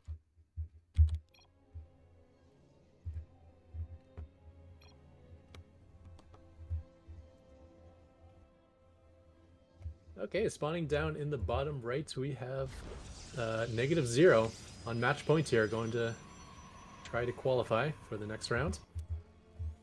And on his last life, it is a Micro Machine as the blue Terran spawning in the top left. Yeah. If Eris, well, if Negative Zero is able to win this one, it will move on to face Eris, setting us up for a very exciting match. I think both bots are like perfect record too, if you don't include Tom Test. So another thing for Tom Test to be proud of.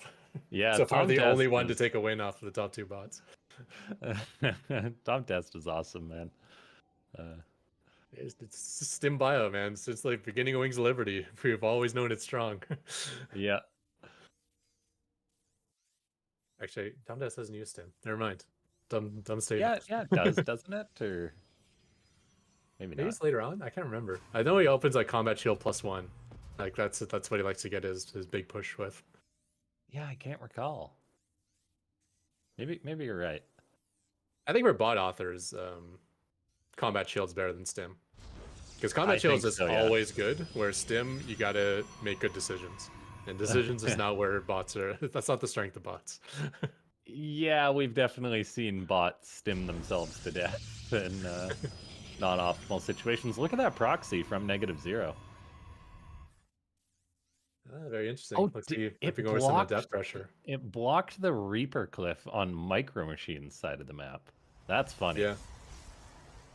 I don't know if that's intended or just fluke. Because it's like Yeah. a weird Reaper jump, like kind of out in the middle of nowhere. Yeah, I It could be, believe yeah. the building placement is all like pre-coded for Negative Zero. I want to say, like, I can't say for sure, but like from how good the building placement is, it looks like it. So that may just be a position the bot author chose. I just thought of something. Like where you place your proxy structures would actually be like a really nice problem for machine learning to solve. Oh, absolutely, yeah. It seems like simple enough that it'd be hard to practice because if you're not facing real bots, like the built-in AI is not going to go looking for proxies. But No, but that is definitely something you could use like a data set on. yeah, it's just like trial and error until you've done it enough times, you've figured out good positions. Yeah. Well, I mean, we kind of get that, I guess. I don't know. Maybe some bots even have that built into them, but we kind of get that in a way, as far as like some bots deciding to proxy versus not proxy based on win rates. I think so. Mm-hmm. Yeah, for positioning, I think some people hard code, some people just like pick a random position, kind of on the other side of the map. Reaper's somehow still surviving, and now Yeah, the, they're not doing bad. So those adepts are busy just trying to chase down that single Reaper. The Cyclone is behaving a little oddly, not exactly getting the most damage done. I don't think, like, okay, remember this is like this type, the Cyclone that could only lock on like once every 30 seconds, like that version, Yeah. like back in the day when Micro Machine was coding, so you really didn't want to waste it on the probe. So I think he's only That makes auto-attacking sense, probes, yeah. and he's like waiting to get in range of an adept or something. Unfortunately, on Micro Machine's side of the map, there's like 5 adepts crashing the gates. Yeah. Both trying to harass each other. Went okay for Micro Machine, but now it's getting really scary on his side of the map as his wall is gone. Yeah, that is not good. There is a Banshee on the way, which will help defend this, but many SCVs are going to die prior. And then just the counter damage didn't get that much done for the Terran. Yeah. Not to mention no mining going on right now. We do have a siege tank coming home, and it will help fight some adepts. I don't know how many adepts it takes to kill a siege tank, but looks like the tank's doing okay in the minimap there. However, 3 of the adepts just shot right by the siege tank, and they came to join the fight, so much harassment damage going on here. SCVs do kill one of the adepts. Unfortunately, Micro Machine is now down to 11 workers and falling. So I think Negative Zero's counter proxy has been quite successful here. Yeah, absolutely. And yeah, Micro Machine went for the same build every time against Negative Zero. So kind of makes me wonder if this is the build that wins like like that 8%. I think that's 8%. Yeah, that's what is that why Micro Machine picks this build every time, and then there's just sometimes happy little accidents, or because like yeah, I'm not sure how it decides to choose, but I mean, usually you pick the builds that have the highest win rates, but you usually don't want to continuously pick the same build. So yeah, it's one of those things too that's really interesting with Micro Machine letting us know that stat, because like how big and how old that data set it's operating on, like it could have used to have like an 80% win rate against -0 over like 500 games, and then Yeah, it just hasn't won like any of the past, I don't know, couple hundred games, and so the win rate's just plummeting. Because like that's one of the interesting things you can track with Micro Machine not receiving any updates. You can sort of see how bot authors improve over time based on their win rate against Micro Machine. yeah, the one thing I do know about Micro Machine is he doesn't know when the games were played. So he knows like, okay, I'm like with this strategy, I'm 2-20 against -0, but he doesn't know if he's lost the last 20 games or if he won the last 2 games. Like he doesn't keep that sort of history. He just knows like the overall record. Yeah, exactly. So yeah, sometimes like, you know, bots change over time and your stats become irrelevant. Yeah, that was a really cool played game there by -0 though, and he will go up against Eris in our semi-final. That's going to be a fun one. Yeah, that could very well be the finals of this tournament being played in the semis. Will the Yeah. bot authors get a chance to update their bots prior to that match, or no? No, there's only one. I would say okay. no. There's one update window. We've just had it. So essentially, Okay. the only update window is between the Swiss stage and the quarterfinals. After that, the bots are locked and they will play the rest of their games. Yeah, and nothing against Benbots and Micro Machine, but I'm pretty sure Eris and -0's authors were focused on each other in the last update. Yes, I would imagine Probably, so. yeah. Not doing anything opponent specific. It was to counter each other, probably. Especially for You -0. know as well as we do that's the big threat to each of them. Yeah, especially for -0 because we know Micro Machine isn't getting a lot of updates these days. So, yeah. Yeah. Hopefully. All right. Well, next up we have a PvP. So it is going to be Sharkbot versus Zozo. Right. Let's have a look at. Sorry. Actually. Sharkbot versus Zozo. Okay, Yeah. that'll be an interesting one. Yeah, that could be a little chaotic for sure. I don't know how active Sharkbot's author is actually. I know he's still active in Discord. Yeah. No, I think he's still. But will doing he have updates, something to yeah. deal because he knows what's coming, right? Yeah. Everyone knows what Zozo's up to.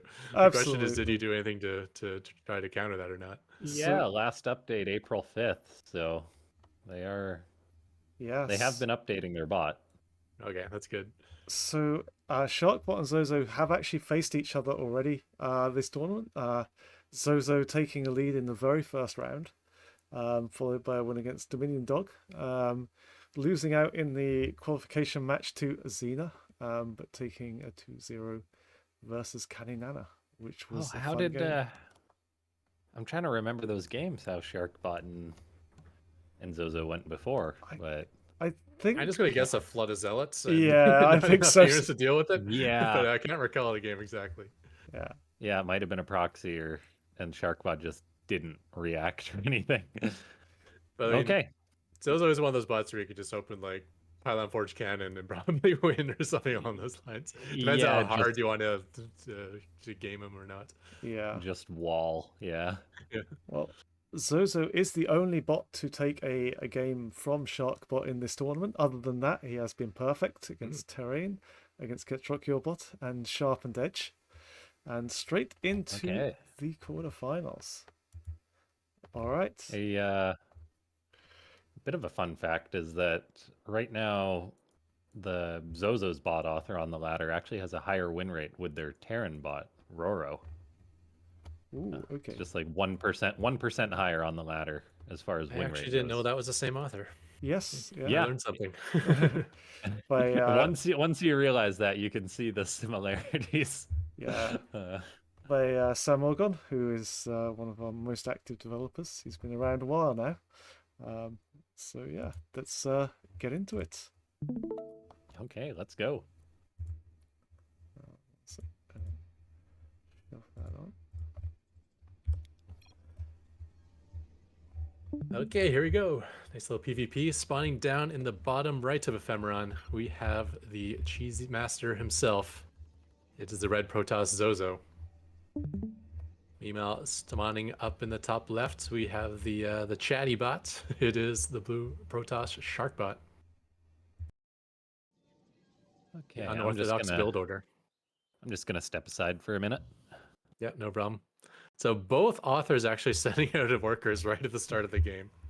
Sharkbot sent one more than Zozo though. It's just starting to one up him there. Yeah, this could be quick, guys. Lincoln, you might miss this game, or even the series. Oh. Okay, Sharkbot putting a pylon right next to Zozo's pylon. I don't know what this is, but this looks crazy. Whatever it's supposed to be, it's to block the gateway flower. I bet. Oh god, yeah, of course. You can't flower around. A Sharkbot is like. But it doesn't really prevent him from killing the pylon's still protected.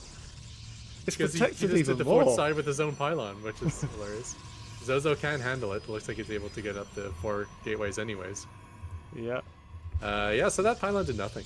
No. Just help protect the pylon even quicker. I mean, at least it's got vision on it, I guess. But I mean, Yeah, I mean, there's definitely probably variants of Zozo that would have just built one less gateway because that was there. yeah. Oh, and here we go. He did do what I said. Put the pylon forge Oh no. into cannon. Now, there is no wall off, however. But, you know, you do have to walk by 2 Yeah. cannons. So this is. Yeah, there's no wall off, but Yeah, those this cannons is are just, going to be this is nasty. just a blind counter fest out of Sharkbot here, Yeah. which is fun. I don't like tournaments where this happens too often, but when it happens sparingly, it's just funny. It's good to happen occasionally, Funny for yeah. everyone except Zozo's author, unfortunately. But One probe actually distracting his zealots as well. Man, there's so many levels to this counter strategy out of Sharkbot. the only surprise for me is that Sharkbot hasn't got a proxy in the other base. I think we might see that. Yeah, I don't know about this distance mining. I guess. Okay, so yeah, I guess it was Zozo's just not saturated. committing to the attack though, which means he's still in this, right? Yeah. Like if he went and suicided his initial zealots, then the game's over. But he hasn't done that. So is he going to wait until he has a lot of zealots? Is he going to transition? Looks like he's transitioning. Yeah, he's throwing down the transitioned. gateway at home. He's throwing down a gateway, and this is really good news because I don't think Sharkbot's going to be expanding anytime soon. And you've wasted like all that money on 4 cannons.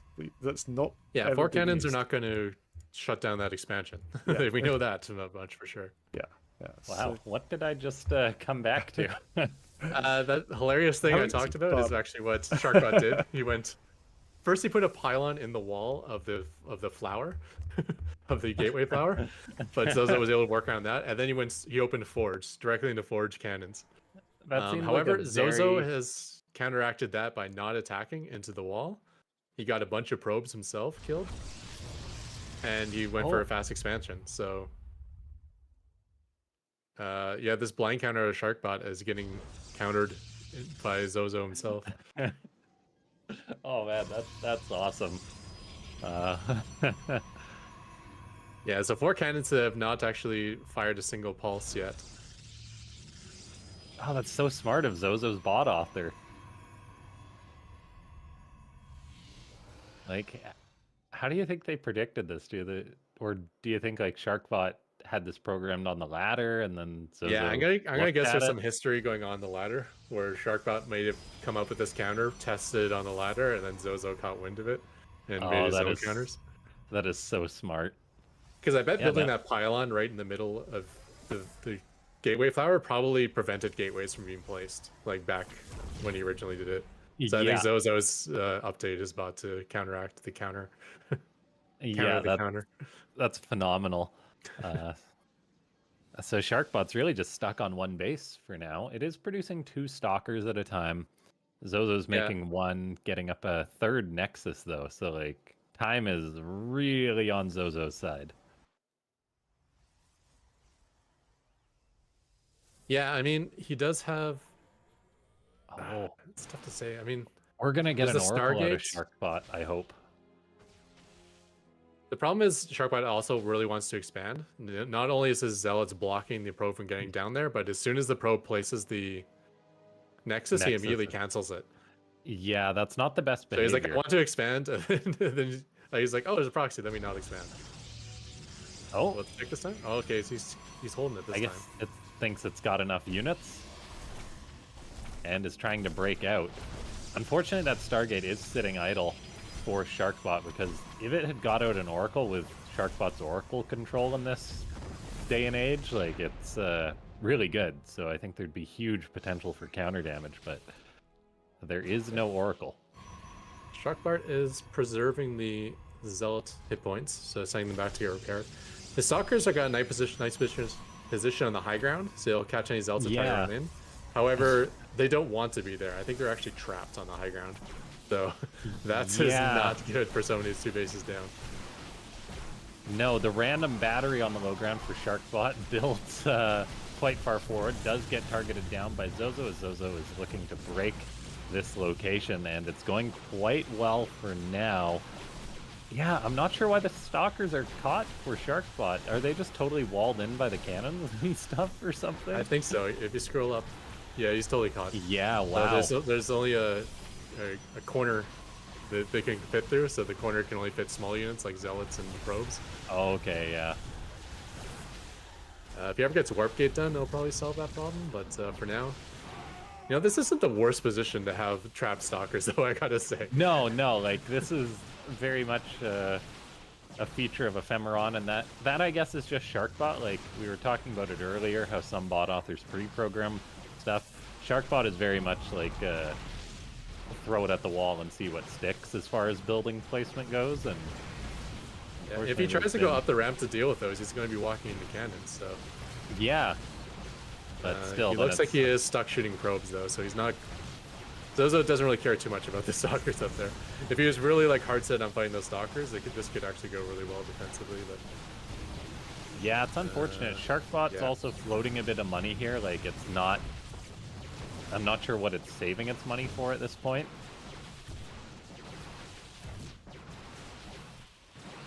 As it could, say, build an Oracle out of that Stargate, or maybe it's waiting for an Immortal once the Robo's done. Yeah. Honestly, I'm not sure how this game would have gone for Sharkbot, even if those weren't trapped. I think he might have just died faster, because Zozo's fast second base really allowed him to have a large economy. And it's like, yeah, he built like 6 Zealots across the map, which weren't so useful, but he never lost his gateways. And those 6 Zealots are counterbalanced by the 4 cannons that were doing nothing, so... It's a bit tragic for Sharkbot, but it definitely makes me hyped to see the next game. And the Blue Protoss does hold on to its Nexus, as Zozo actually pulls back momentarily. Unfortunately, that moment is now over, so it's going to be attacking on in again. There is an Immortal now caught with the Stalkers too on the high ground. Yep. Now, Sharkbot is the one bot that will actually destroy his own structures to release units, but I think it's very specific where he does that. Sometimes he plans to block a wall, and then he'll destroy his way out. I don't think he planned to block himself in this time. No, this is just like an anti-Zozo cannon battery setup, so I don't think he'll be smart enough to break himself out. Yeah, Sharkbot attempting to expand again. Just there is a window in which there was a chance that Sharkbot could have maybe played this out on one base, but it's just dragged on too long. And Zozo's on a massive amount of supply and will eventually be able to clean this out. It might take a bit, but it'll eventually happen. Yeah. The one thing I was thinking of Zozo was locked on 3 bases or something, but no, he's taking a 4th and 5th. Yeah, that is one of the things that improved over Zozo over time, like, is how many expansions and how much it macros. Yeah, because this is one of those, you can make a defensive setup that will like never be broken by a bot. I've done it before myself. So if you're in trouble like economy-wise. Like if you only have 3 bases of income, I could see that being a position that maybe Sharkbot could hold. Yeah. Yeah. But You got the ramp, you got the batteries, you got the cannons, and you got enough immortals. such a fun early game with that though. It's just like counters onto counters onto counters onto counters. Yeah, These yeah. two bots know each other so well. But yeah, it is pretty fun. All right, so Zozo will take the 1-0 lead. Let's see what happens in game 2.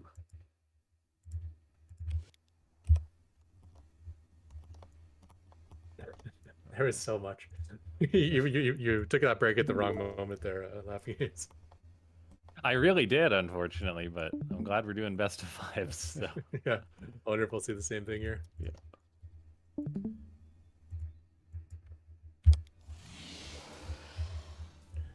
Okay, up 1-0. We do have Zozo spawning in the top left-hand this corner this time. And down in the bottom right, we have Sharkbot. So Sharkbot's not mentioning his special build order this time in chat. So I wonder if that means he's not going to be trying it again.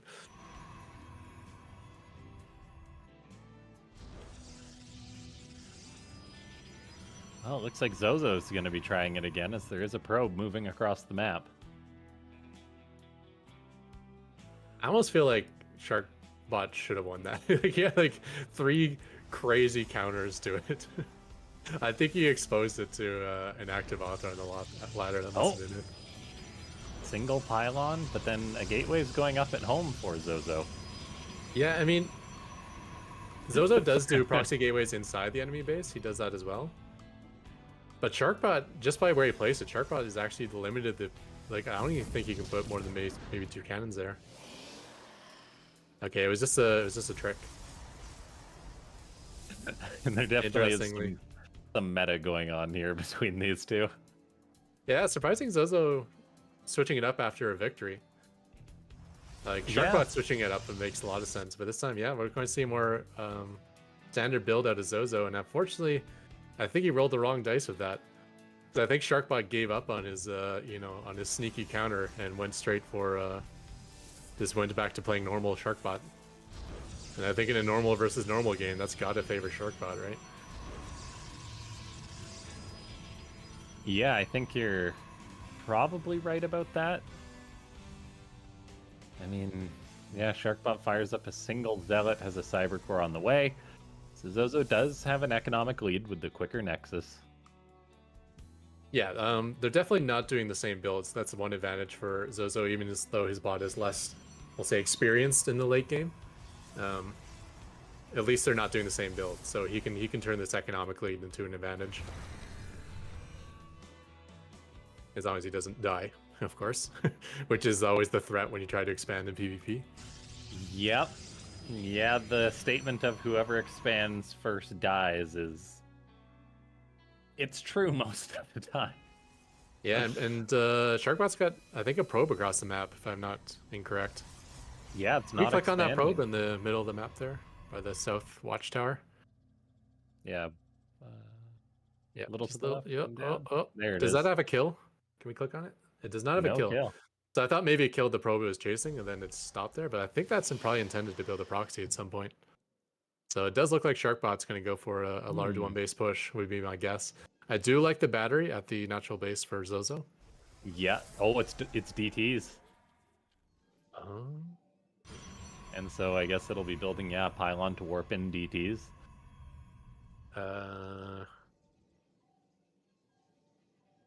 I feel like we've seen... Did we see Zozo die in this tournament from not having detection? We saw my bot die for not having detection. I remember that. Yeah. I feel like a Protoss died to DTs though at some point, or to Banshees. I can't recall which bot it was. But I don't think it was Zozo, because Zozo didn't really lose in the Swiss tournament, did he? Yeah, Zozo and Sharkbot just played one game, and I think Zozo beat Sharkbot with the proxy, so I don't think it was Zozo. Yeah, he was Xena or someone. Okay. So there is no Robo Oh, no, sorry, there is a robo, but it's not building an observer. Okay, so that's not bad. As long as he has some sort of code for anti-detection. Hopefully, yeah. I'm Zozo. gonna guess, based on game 1, though, that Sharkbot knows he doesn't. Or at least last he knew it doesn't. And that's why he's choosing this build. Okay, there is a forge on the way. DT Blink is actually being researched by Sharkbot. I love it. I love it. That is just the way the bot author likes to roll. There's a forge almost done for Zozo, but I assume that's 4+1. DT swipes, so Zozo knows that there's DTs on the An map. observer Or it could. really queued up. Okay. Okay. DT closed door. Look at that tag. Okay, yeah. So Zozo tries to wall at the door, but an observer is out now, so like Zozo is shutting this down, or it should be. Where's the observer gone? Where's it going? Oh, he's focusing the robo. He was trying to prevent the observer from getting out. Okay, the observer is out though. The 2 DTs are dead. There's 3 more out on the map that may be acting defensively for Sharkbot, or there's 2 in the natural. Zozo went for a cannon. Can we see the poke on Sharkbot's side of the map?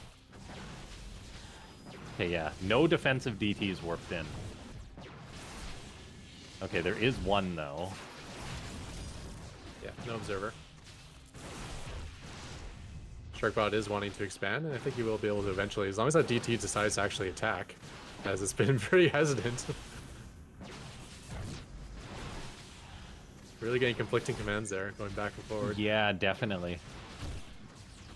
I mean, there is good Warp Prism micro out of Zozo as well, so it's not like these slashes are going to get kills instantly, but... Yeah, Zozo's now got a 3rd up. Is there an observer joining the push? Not yet. There it is. And I think that's it. I think Sharkbot has just been countered 2 games in a row.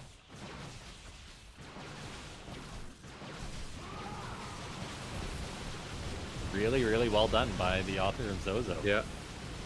It does feel like they both tried to line counter each other, and it... Normally I feel bad for the bot author who gets like blind countered by some sort of gimmick or cheese or exploit, but I think they were both doing it, so no one can feel bad. Yeah. These games are fun, No, guys. Yeah, they are. They are something awesome. Yeah, yeah. So, again, I think these bots, like I say, just played so many times against each other. They know exactly what they're gonna do and just try and counter and surprise each other. But no, mad props to both of these authors. They're giving us so much fun. But we have one more game, or at least one more game. We could have 3 more games of this, which will be extremely fun. So let's have a look at game number 3.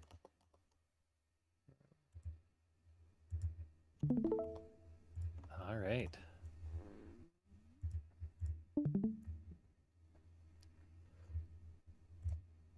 Oh, that's true. I thought it was over. No. Best survive. All right. Spawning in the top left, we did again. It is Zozo trying to close out something out with a 3-0. I think I want to see.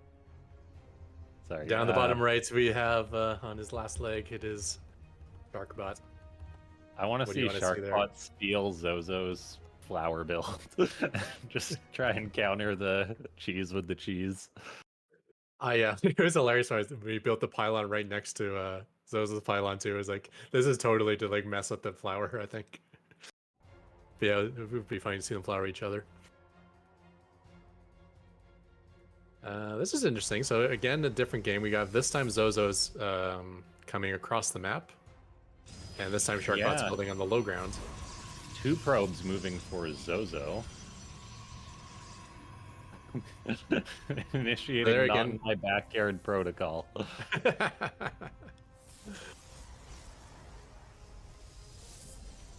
So I wonder if he'll use that pylon to build cannons or something. Yeah, there's no forge for Zozo though. What's it saving 500 minerals for? It's got to be gateways at this point, right? Yeah, 2 gateways on the way for Sharkbot actually, so he's actually got a bit of a lead there.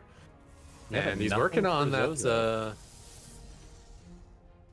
Yeah, Zozo's having trouble getting the probes in. There's just so many counter probes to prevent them from getting in there. Yeah, Sharkbot's anti-cheese strategy is working quite well.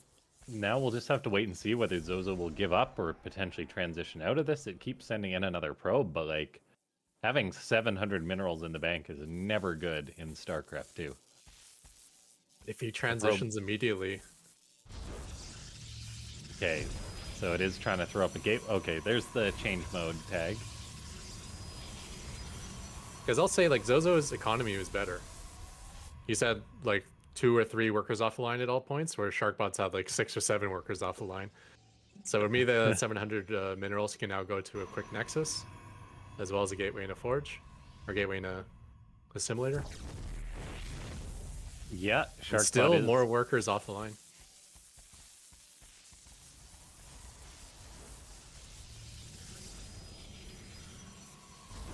I mean, obviously a nice tech advantage for Sharkbots as he's finishing up his Cybercore, but it's been costly, like economically. I don't think this is over yet, even though he crushed the defense. Yeah, we'll see how passive Sharkbot is in this game, whether it's going to give Zozo time to get up that gateway production that it needs. Because, like, Sharkbot does have 8 army supply to the 0 of Zozo. So, in theory, these Zealots could cross the map, and there is 2 moving out now with a 3rd on the... Okay, yeah, there is 1 on Zozo's side of the map, so this is bad news for Zozo. However, Probe Micro can be pretty good, and it's doing a phenomenal job of that so far against this Zealot. Yeah, we don't see it often, but like early Zerglings and early Zealots don't do well versus workers if the workers decide to attack. Yeah. Their ability to like stack and like always have all of them attacking, like bots don't have to worry about surface area because they can be always mineral locking with their workers. Yeah, there is 1 Zealot out for Zozo that's really going to help buy time with this defense till a Stalker gets out. Now, Sharkbot does still have a lot of Zealots. 3 Zealots inside the main base of Zozo, so the 1 Zealot for Zozo dies. But there we see that mineral walking probe fight. Again, the micro is just phenomenal on those probes. And the Stalker's out. You know, Zozo's come a long ways from the early days, but the early days were the most annoying probe rush bot on the ladder. And by annoying, I mean successful. So his probe micro was on point, and it's still built into this bot today. Yeah, we've now got that Prism on the way for Zozo. 2 Stalkers defending on the high ground. Probes even thinking about joining the fight, but they don't really need to. And notably, Zozo did have its Nexus done slightly before Sharkbots, so it's in a fair economic position compared to its opponent. Yeah, I mean, I think if we look at the resource tabs, he's probably mined more than Sharkbot. He's just had more workers active for longer in this game. Being behind on tech kind of hurts, but I think he's kind of closed that gap as well now.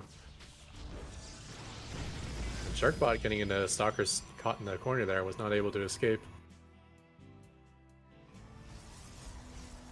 What's that, an Oracle coming across? Oh, did we Sharkbot get a Stargate? I think he's the best Oracle user.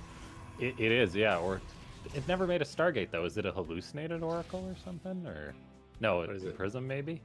I was listening to Phoenix. I saw the shadow of it. Ah. Crypt looking everywhere except where the Phoenix was.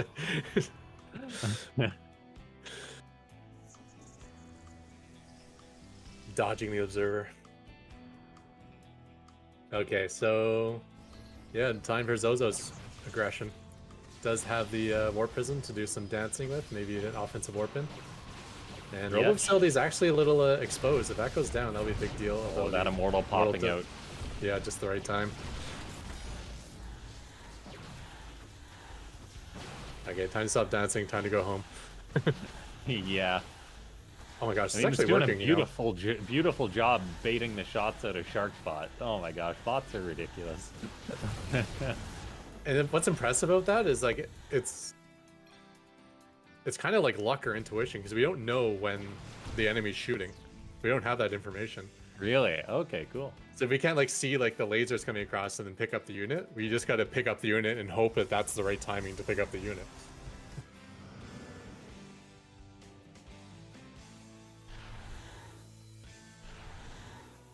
Okay, army supply neck and neck. Worker love that. supply very close.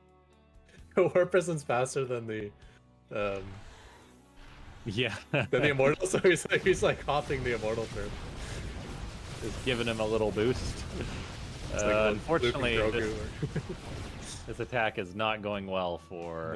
No, definitely not.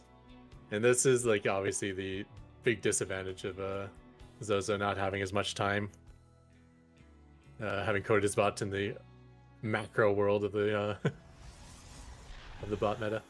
This fights are just going to go a little bit better for Sharkbot, I think. Both establishing third bases around the same time, though. So economically, still keep me even, but Zozo can't keep taking poor fights like this. No, like Sharkbot's got a beautiful concave, and Zozo is just throwing away units at this point. That is something that Zozo struggles with at times. Like, it doesn't really decide, like, hey, this is a good time to attack. It just attacks. Yeah. Caution to the wind. And honestly, that's what 90% of bots do. That's even what my bot does. But look at this. Like, not only is he just attacking, so he's arriving in a line, but Sharkbot, like, recognizes where the choke point is and builds a concave. Yeah. In front of the choke point. Which is pretty impressive for a bot that's written in C#. Because we do have, like, one library that's, like, pretty nice from, like, figuring out terrain things, but it's specifically written in Python, so...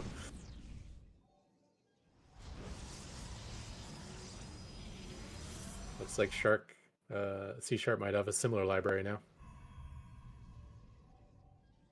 So if Sharkbot has it, then probably the Sharky framework has it, would be my guess. Yeah. Okay, we're getting a Phoenix on the way for Zozo. Sharkbot identifies that. Fourth is on the way up for Zozo, so now out expanding Sharkbot, which is good to see that Zozo's actually taking a breather for a minute. But as I say that, it moves out once again, and that is just a recipe for disaster here. Yeah, watch when these stalkers arrive. They're like, basically every single Sharkbot unit is going to be able to shoot back.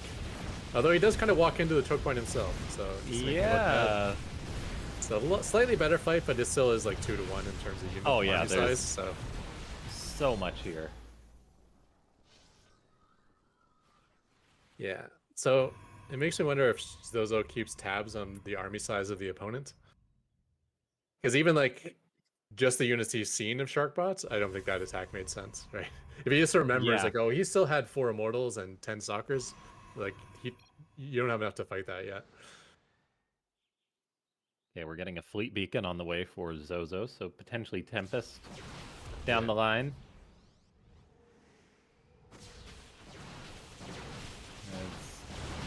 Do not do it. Oh, Phoenix flies in to lift up a Immortal and then dies. Sharkbot is actually pulling away. Yeah. And that Phoenix micro would actually be great if it's sort of an even fight. Oh, If they're fighting each other with similar armies and then the Phoenix pick up 3 Immortals, like, hell yeah. Both bots fire up +1 around the same time. Sharkbot now throws up its own Stargate and is heading into Disruptor tech, so it'll be interesting to see if Zozo has any micro potential against those, or if it's just going to eat Disruptor shots.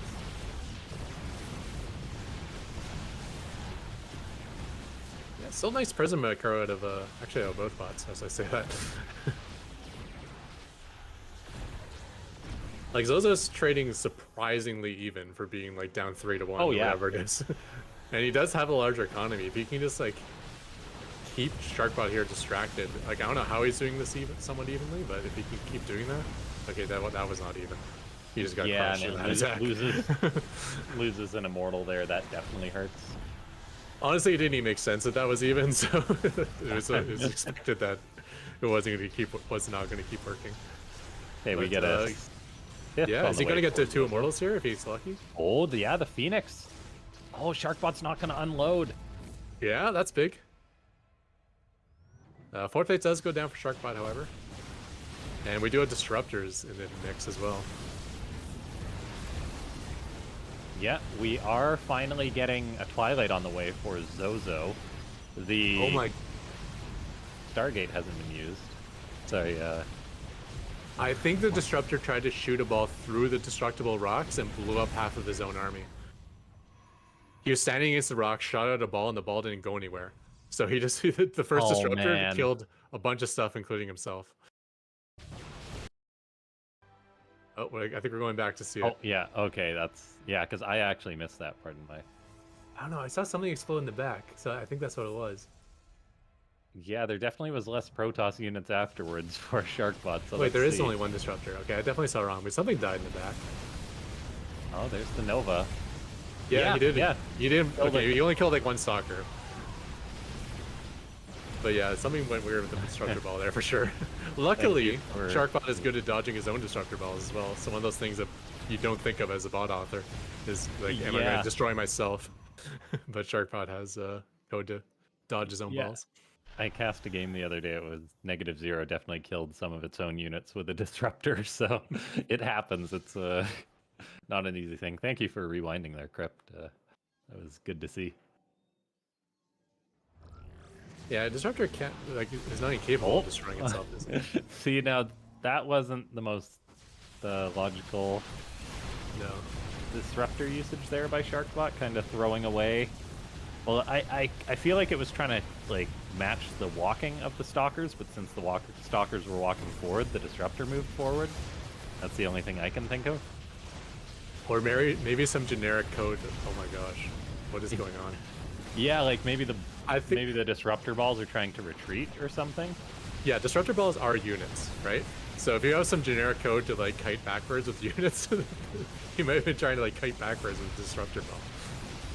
Yeah, unfortunately, Sharkbot's army control just hasn't been good enough here. Now, there is a single Tempest out for Sharkbot. But he's But not even, focusing down the yeah, it's Phoenix, not really so- shooting. And yeah, like they're definitely missing firing time with this micro and then wandering too far forward against this army, so that is not ideal micro. Sometimes it's unfortunate- correct not to shoot every time you can, because sometimes if you stop to shoot, you just die, and it's better to keep Yeah. retreating. But yeah, there's a lot of wiggling back and forth, and yeah. Unfortunately for Sharkbot, Zozo doesn't have like a panic, like, oh no, there's Tempest retreat programmed into it, so it is just going to keep attacking here. And that is really problematic for Sharkbot, which is now on 70 supply against the 170. Somehow Zozo was able to take this one, and looks like it will get a 3-0. Yeah, I mean, it was great comeback from Zozo, because I think Sharkbot was looking very strong for a while there. Zozo had a nice economic lead after his cheese kind of busted. And then he was not fighting well versus Sharkbot, and then, I don't know, I think the Disruptors might have been the turning point. If those were just more Immortals, it might have been okay for Sharkbot.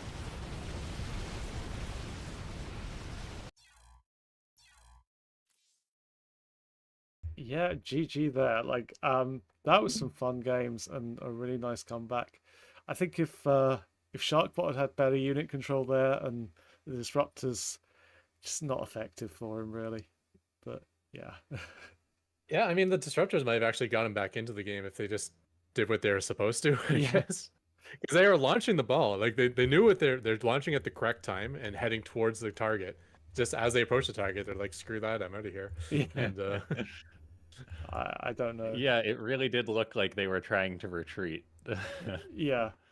Yeah, retreating And there's, disruptor like- balls into your own army is probably not the best idea, but you know. there's a fair chance that Zozo doesn't know how to dodge Disruptor balls as well. I'm not sure. Yeah. But, They're not that common. you know, in it is one of bot those meta. things you kind of code like well down the road because it's not a common occurrence. Yeah. Yeah, I don't think you see that often in bot meta, definitely. So, you know, possibly not something that's easily programmed in. But yeah, like I think Zozo, I could watch Zozo play all day. It's so much fun. It's such a well made bot, and you know, great to have in the semi-finals. Yeah. A full day of watching Zozo would probably be about like 2 billion games. Because... Yeah, yeah. Although that's well, he just won a macro game. I can't say that anymore. I know. So So, there is He is a occasional. macro bot now. It's official. It's official. Yep. Zozo, you're a macro bot. Oh god, no. I think that was actually the perfect highlight game for Zozo. Yeah. Like, we got to see the attempt at the Gateway Flower Zealot all in, we got to see like the Pro Brush in the form of defense, and then we got to see his new macro stuff as well. So Yeah. we saw all 3 levels of Zozo. Perfect Zozo series. All right. Well, next up, it's our final match of the day, which may be faster. I don't know. Let's have a look. We have Tom Test. Bit of a surprise to see him into the quarterfinals, but brilliantly made bot and brilliant to see him here. Took a 1-0 victory over Canada. Has kind of like been the up and down kind of like series in the Swiss stage. 2 rematches, and by the way, if anyone doesn't know, next tournament we are not having rematches for this very reason. But did take a game off -0, the only bot to do so far, and then took a 2-1 victory over Canada to make it to this stage. So yeah, brilliantly done. And he'll be facing Xena, another bot with a perfect record so far. He's beaten 12 pool bot Micro Machine and then took down Zozo to make the semi-finals. So we could be seeing another rematch in the semi-finals. If he does get through, or we could see Tom Test take down or up against Zozo. You know what, Tom Test against Zozo, I would love to see it. Oh my gosh, just I'm okay watching any of those three bots, because like Tom Test's a blast to watch, Zozo's a blast to watch, Xena is a blast to watch. Yeah, and Xena being our only random bot, we're more likely to see back and forth series with Xena. But yeah. Yeah. You never know what you're gonna get. Yeah.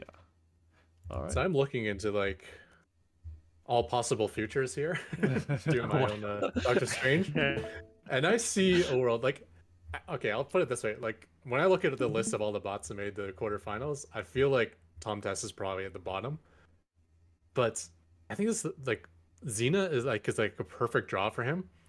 Like Xena's pretty weak to cheese. Tom Test doesn't care what race he's up against. I could see Tom Test cheese beating Zozo's cheese. And then maybe a finals against -0 where he was like neck and neck with -0. Is there a world where Tom Test takes down this tournament? I think there is. It could happen. That would be the wildest timeline. Holy cow. Oh god. I am glad Tom Test got a nice draw though, because he kind of got some really tough games in the round robin. Yeah, he really did, but he's done well so far, and let's see how he's gonna do against Xena. Yeah, let's stick it up, guys. Let's go.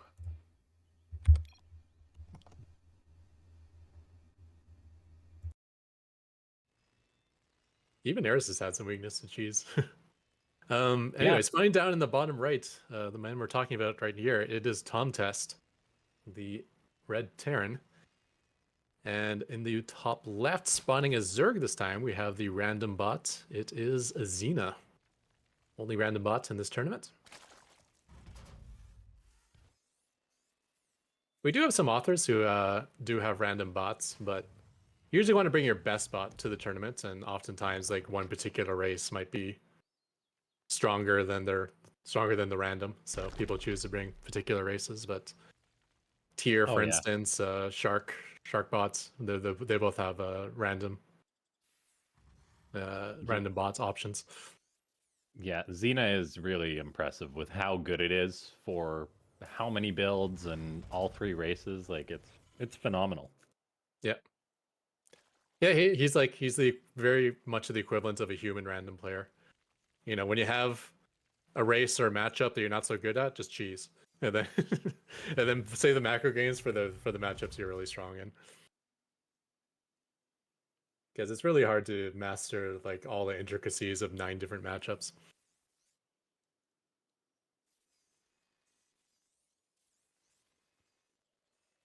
Xena's scouting around for proxies right now. Tom Test just starting his build up to his bio ball. Oh, you know exactly what Tom Test is gonna do every time, but it's great to watch every time. So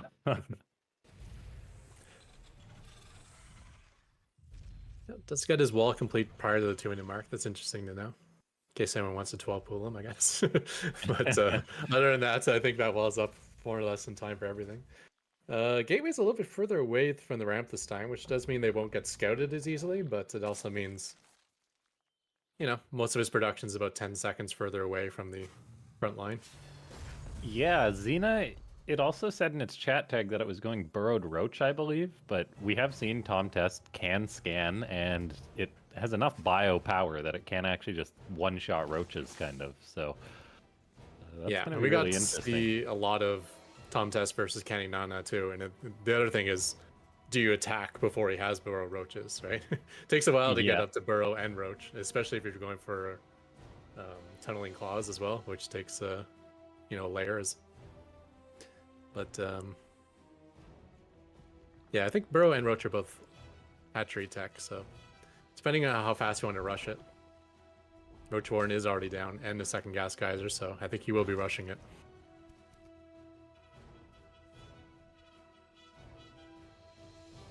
The nice thing about Xena is he does have many builds, or she, I guess, does many builds, and even for multiple races, has many builds for each race. So you can kind of like choose ones going into the tournament, saying, yeah, you know, there's no surprise of what you're facing with Tom Test. Like, what will work well against a bio push that's timed around this time, and this might be one of those. It's like I can get bro that's roaches before true. this hits, so.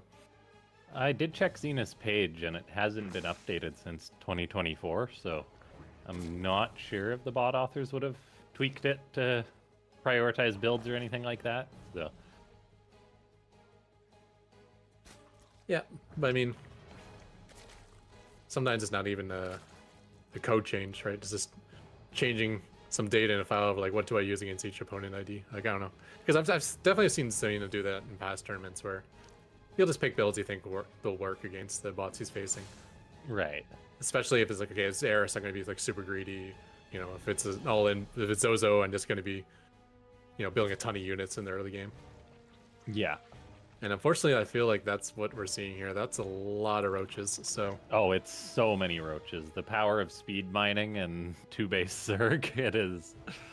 And that's a perfect size economy. Like, 1.5 to 2 bases, just so you have more economy than your opponent, and then just pour everything into roaches from that point forward. So no third base, you know, Yeah. things like that.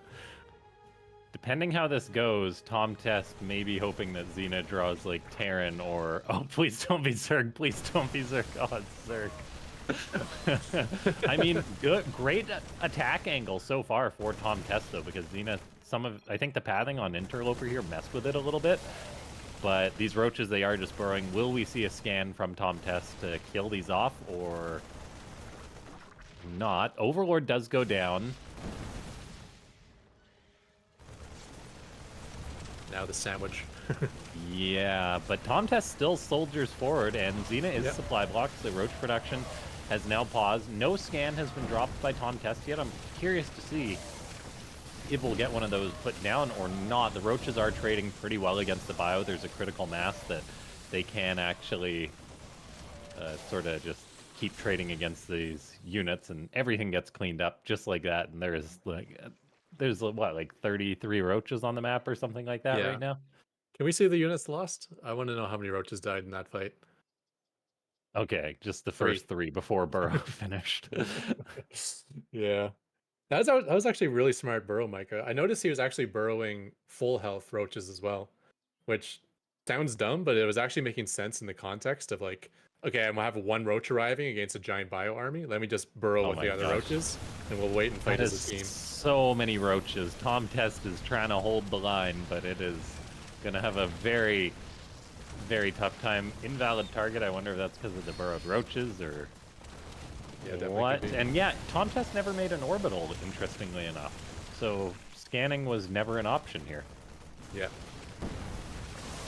Scanning Maybe is that's also because- deadly to a 4 Raxel. I mean, that's 4.5 Marines you lose out on by Yeah. scanning and not calling down a heal. Absolutely. I do wonder though, like maybe that's because it was against random, and that's why it didn't go for the orbital. And maybe the bot author like chooses to build the orbital against Zerg. Could be. Or maybe just wants the timing of the very first attack to be stronger. It does take a while for an orbital to pay for itself. Gosh, this is so good. The burrow micro. I think that's like better than like Eris and Kainana.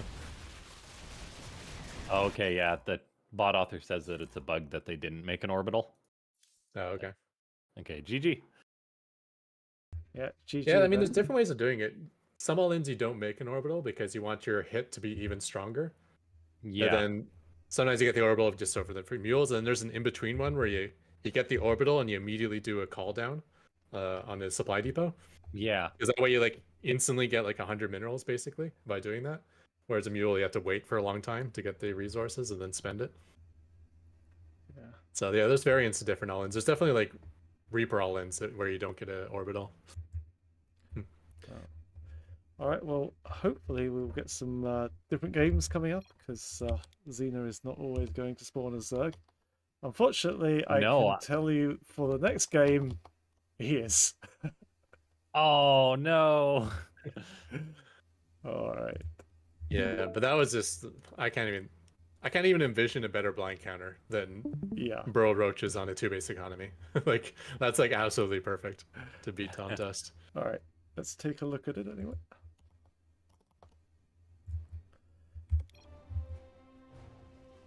Okay, All right, once again spawning down in the bottom right, we have the Red Terran Tom Test. And once again, as it's been spoiled, Xena is spawning as Zerg yet again in the top left.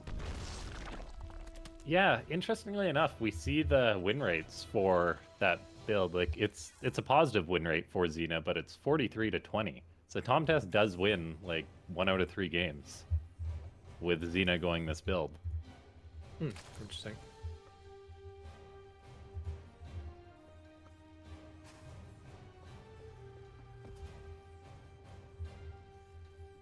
I guess like there is like a time in the initial attack where it takes a while for the initial attack of Tom Test to get cleaned up. Yeah, well, like Like he'll come in fights, yeah, force a bunch of units to burrow, and then go in and maybe kill a base, go in and wipe out a mineral line. Like if that happens, then maybe it could balloon. Yeah, like the maps can change things. Maybe like maybe in some games Xena rallies an overlord over Tom Test's army and gets supply blocked. Like the scan bug could be a thing too. So lots of little factors in games, and it's interesting to try and decipher like why exactly a bot wins 20 out of 63 games or something like that. Yeah. Yeah, the more I think about it too, like that initial push is where probably most of the damage can get done. And scan would be like an instantaneous thing that would help the push. Like yeah, a mule down the line would hurt a little bit, but if you want to help that initial first push, like Yeah. like an initial scan would be so strong. Yeah, you got and so much there's that bio there. orbital. It could be like 5 or 6 dead roaches, who knows? Oh yeah, and then the trades are all better, and like things are just way better for Tom Test because.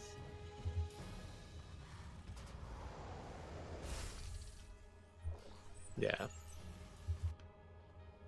Yeah, because like And like by the time he pushes out, he's already called down like 3 mules. So exactly, yeah. So not building that orbital is quite a big bug. yeah, so it's even less minerals as well as not having the scan. So this is not going to be much better out of Tom Test, I think.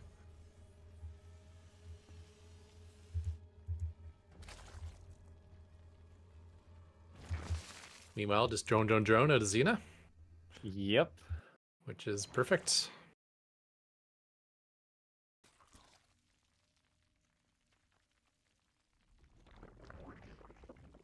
Maybe taking gas a little too early for this build, Xena.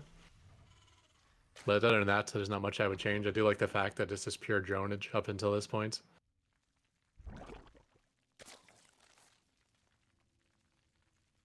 Because you think if you're opening roaches, you need gas, but you really don't, because spawning pool doesn't cost any gas. Roach warren doesn't cost any gas. It's not until you actually start Yeah. producing roaches themselves that you need gas. So you can hold off on it for quite a while. Yeah, it might just be the bot author trying to build up like a bank so then they can start spamming out the roaches.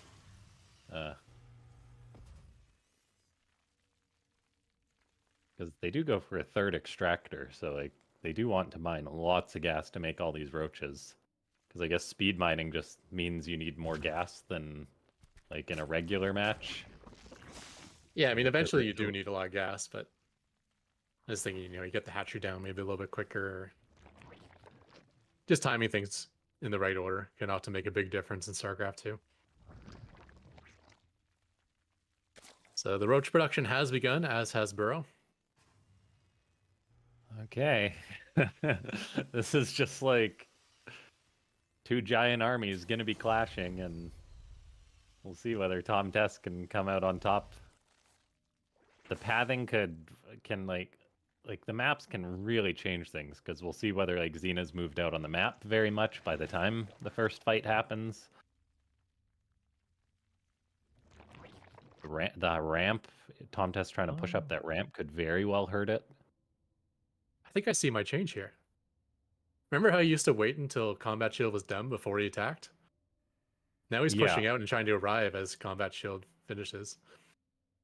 We'll get about halfway there, but still a little bit better than his previous iteration. That could just be a timing change because of like the mule bug too. All right, let's see. Here's that engagement as the bio is on the high ground, but quite a few Marines did go down. And look at that beautiful concave for Xena. A scan does get dropped, but the roaches immediately unburrow. So great counterplay by Xena's bot author. And Tom Test trades okay, but there's simply so many darn roaches. Holy cow. Yeah, it was just an unfortunate attack angle. Like you said, he had the high ground, but it was like full concave versus, you know, or running around the corner. There's just too many roaches shooting at once. Yeah, like this. At the start of that fight was way worse than game one. It's funny how little things can make such a huge difference. I'd love to try and play versus this build as like a human, because like Xena has so many roaches with the speed mining, it's ridiculous.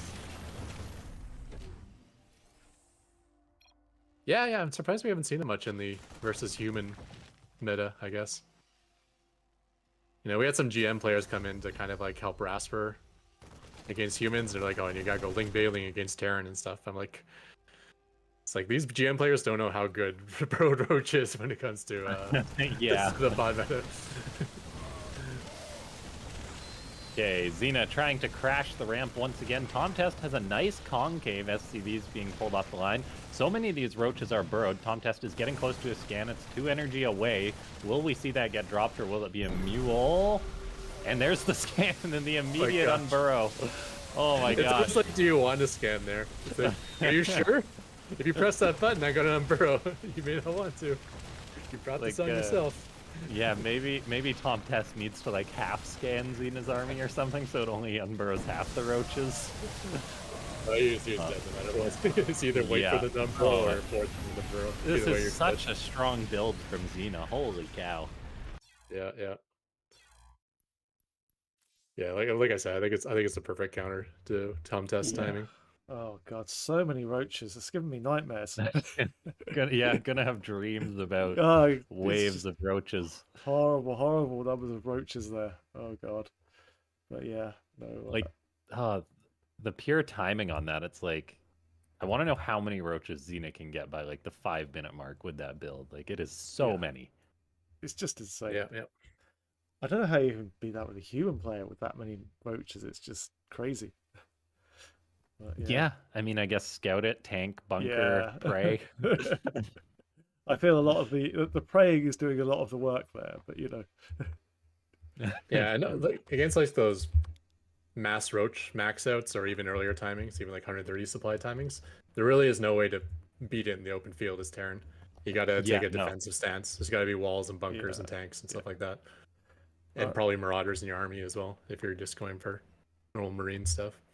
All right, let's take a look at the third game in the series. Oh, what do we get? It's like rolling a dice right now for Tom Test. Literally, the symbol for random is the dice. Oh no, I just saw something. Oh no. Oh god. Poor Tom Test, the bad luck continues. All right. It's gonna be Xena spawning as Zerg once again. Little extractor trick down there in the bottom right-hand side of the map. But yeah, Tom Test. Well, it has been like the bottom right is the losing side of the map. So maybe that's the difference. Maybe it has nothing to do with roaches. Yeah, did we see Burrowed Roach as the chat tag for Xena? I did not see that, but I would assume yes, there it is. Yeah. Roach tag.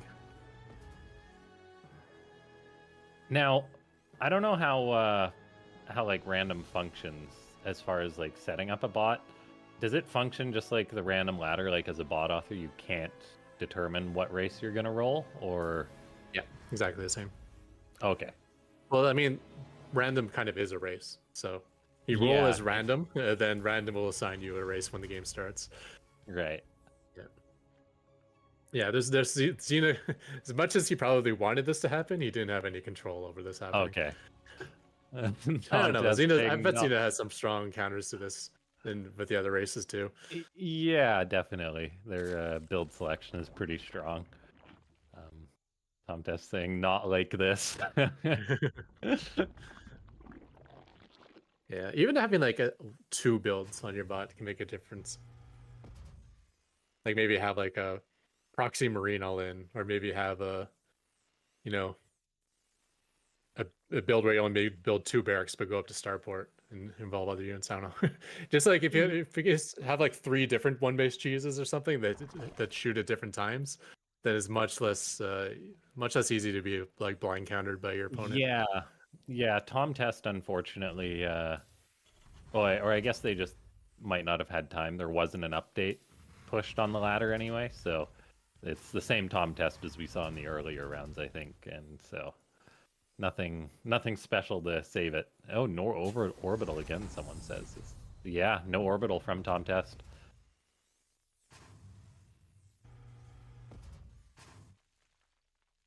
I know Dominion Dog like basically only builds an orbital when he has 150 minerals available. So sometimes he can go like minutes and minutes without Yeah. an orbital.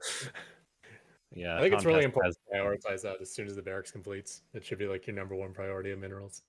Yeah, Tom Test has the money. It must have missed the window or whatever that it decides to build that, and then it just never does. I don't know.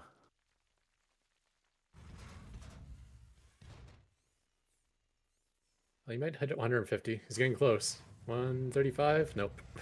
So close. 145? Did he get there? I saw 145. Nope, he still didn't make it. He's just barely not able to get his money up to 150. I bet if it hits 150, he'll build it. I thought it was already at 150 prior, but maybe I was mistaken.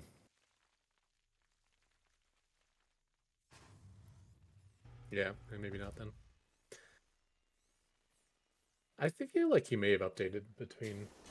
Because Did like he it's not built update? barrack, so it's had 150 minerals.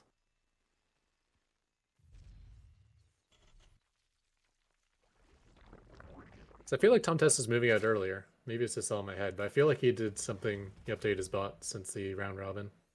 I don't. Maybe. It was like halfway through March, so prior to the playoff bracket being released, it was updated. Oh, I mean like updated the tournament. Oh yeah. Because that's different than the ladder, yeah. Okay. Because I feel like he, if I recall correctly, he used to wait until +1 and combat shield were both done, and then he would move out. Now he's kind of anticipating that. He's like moving out while they're just finishing up. Like, so notice he's moving out now, neither upgrade is done. I feel like that's a new addition. Yeah. Well, it could be that lack of mules changing the timings or something. Oh, that's true. That's all based. I was basing that on the assumption that his timing attack was based on those 2 upgrades. But yeah, it could just be like when I reach this many units, I'll go or something. Please don't be Zerg, and there it is. Unfortunately for Tom Test, this is a very rough draw. I don't. Wait, there's a sight see blocker that- here. That's. Oh my gosh, and it hurts. Tom Test. Yeah. There's a sight blocker, but the creep tumor could see the other side, so it was this pure advantage for Xena. Poor Tom Test. I think I jinxed him when I said the possibility of winning the whole tournament.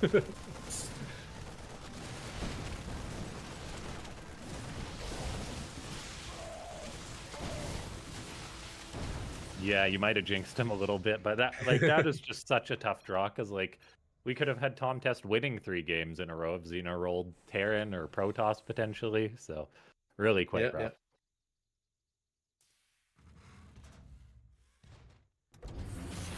Yeah, especially like Protoss, I feel would have a lot of trouble with this build. You really need batteries and some good micro. Because what are you going to have, like 2 Immortals at most by the time this arrives? Oh And yeah. Immortals aren't even good versus Marines, so you gotta, like, you're definitely not going to have Colossus or any splash damage. Yeah, a bit Just kiting anticlimactic stalkers, I guess. contest, but it was an incredible tournament run. Yeah, yeah. And your first tournament, making it to the Yeah. to the quarterfinals. That's really something to be proud of, especially facing Kenny Nana twice and -0 -0 twice. Yeah. Yeah. No, it's a fantastically made bot, and we'll definitely see Tom Test in a future tournament. But yeah, very unlucky to get Zerg 3 times in a row. Oh god, my heart sank when I saw the Zerg come up. I'm like, oh no. But no, well done, Tom Test, and again, Cena, for being a random bot and being so amazingly good. Still to go completely unbeaten in this tournament is a real achievement. Yeah, Xena is not a bot that you can sleep on, so we'll just see how it does against Zozo, and we've got our quarterfinals. Yeah. All right. Semifinals. All set up. Semifinals, yeah. Let's take a look, because we'll be seeing these semifinals next week. Have Eris up against -0. That's going to be some game, and I'm really looking forward to Zozo against Xena as well. I mean, it is going to be. We're going to have fun with that one, definitely. Yeah, we'll see if Xena gets Zerg 3 times or not. Oh god, yeah. I think hopefully we'll be able to get some other races in. We'll be able to see the full range of Xena's capabilities. But yeah, I think the Gateway Flower beats that Roach build, would be my guess. Yeah, But I don't know. We'll see. We'll see. Yeah, because we already saw Zozo versus Xena, didn't we? Though. Yes, we saw that in the qualification match, and Xena won 2-0. And Xena had really great defense, I think, didn't it? Or yes, maybe I'm mistaken. Yeah, I think. But Zozo we went 3-0, and so he must have beat Zozo. Must have beat him. Yeah. Somehow. Oh, but they both had time to update. Plus, Xena is random, so yeah, there's a lot of variance. Xena went 2-0, not 3-0. And I can confirm that Zozo has had an update since then. So, and did Zozo not go perfect in the Swiss format? Xena went perfect. Yeah, Zozo Xena went did. Oh, so Zozo lost to Xena. Okay, Zozo lost to Xena. Yeah, that's correct. But cool. All right. Well, it's been a long cast, guys, and it's getting late here. So, thank you very much for joining us, Ketrock and Laughing Games. You've been amazing as always. Up for next week. Thank you so much for having us and organizing this. It's been really fun to watch. Yeah, it's great. And thanks everyone for joining in. And we will be back next week with the semi-finals. I'll catch you next time. Yeah. Thanks so much, everyone, for tuning in. Before the stream closes out, just click that follow button on the channel and click that like button, and we'll see you guys next week. You got me covered, though. That's awesome.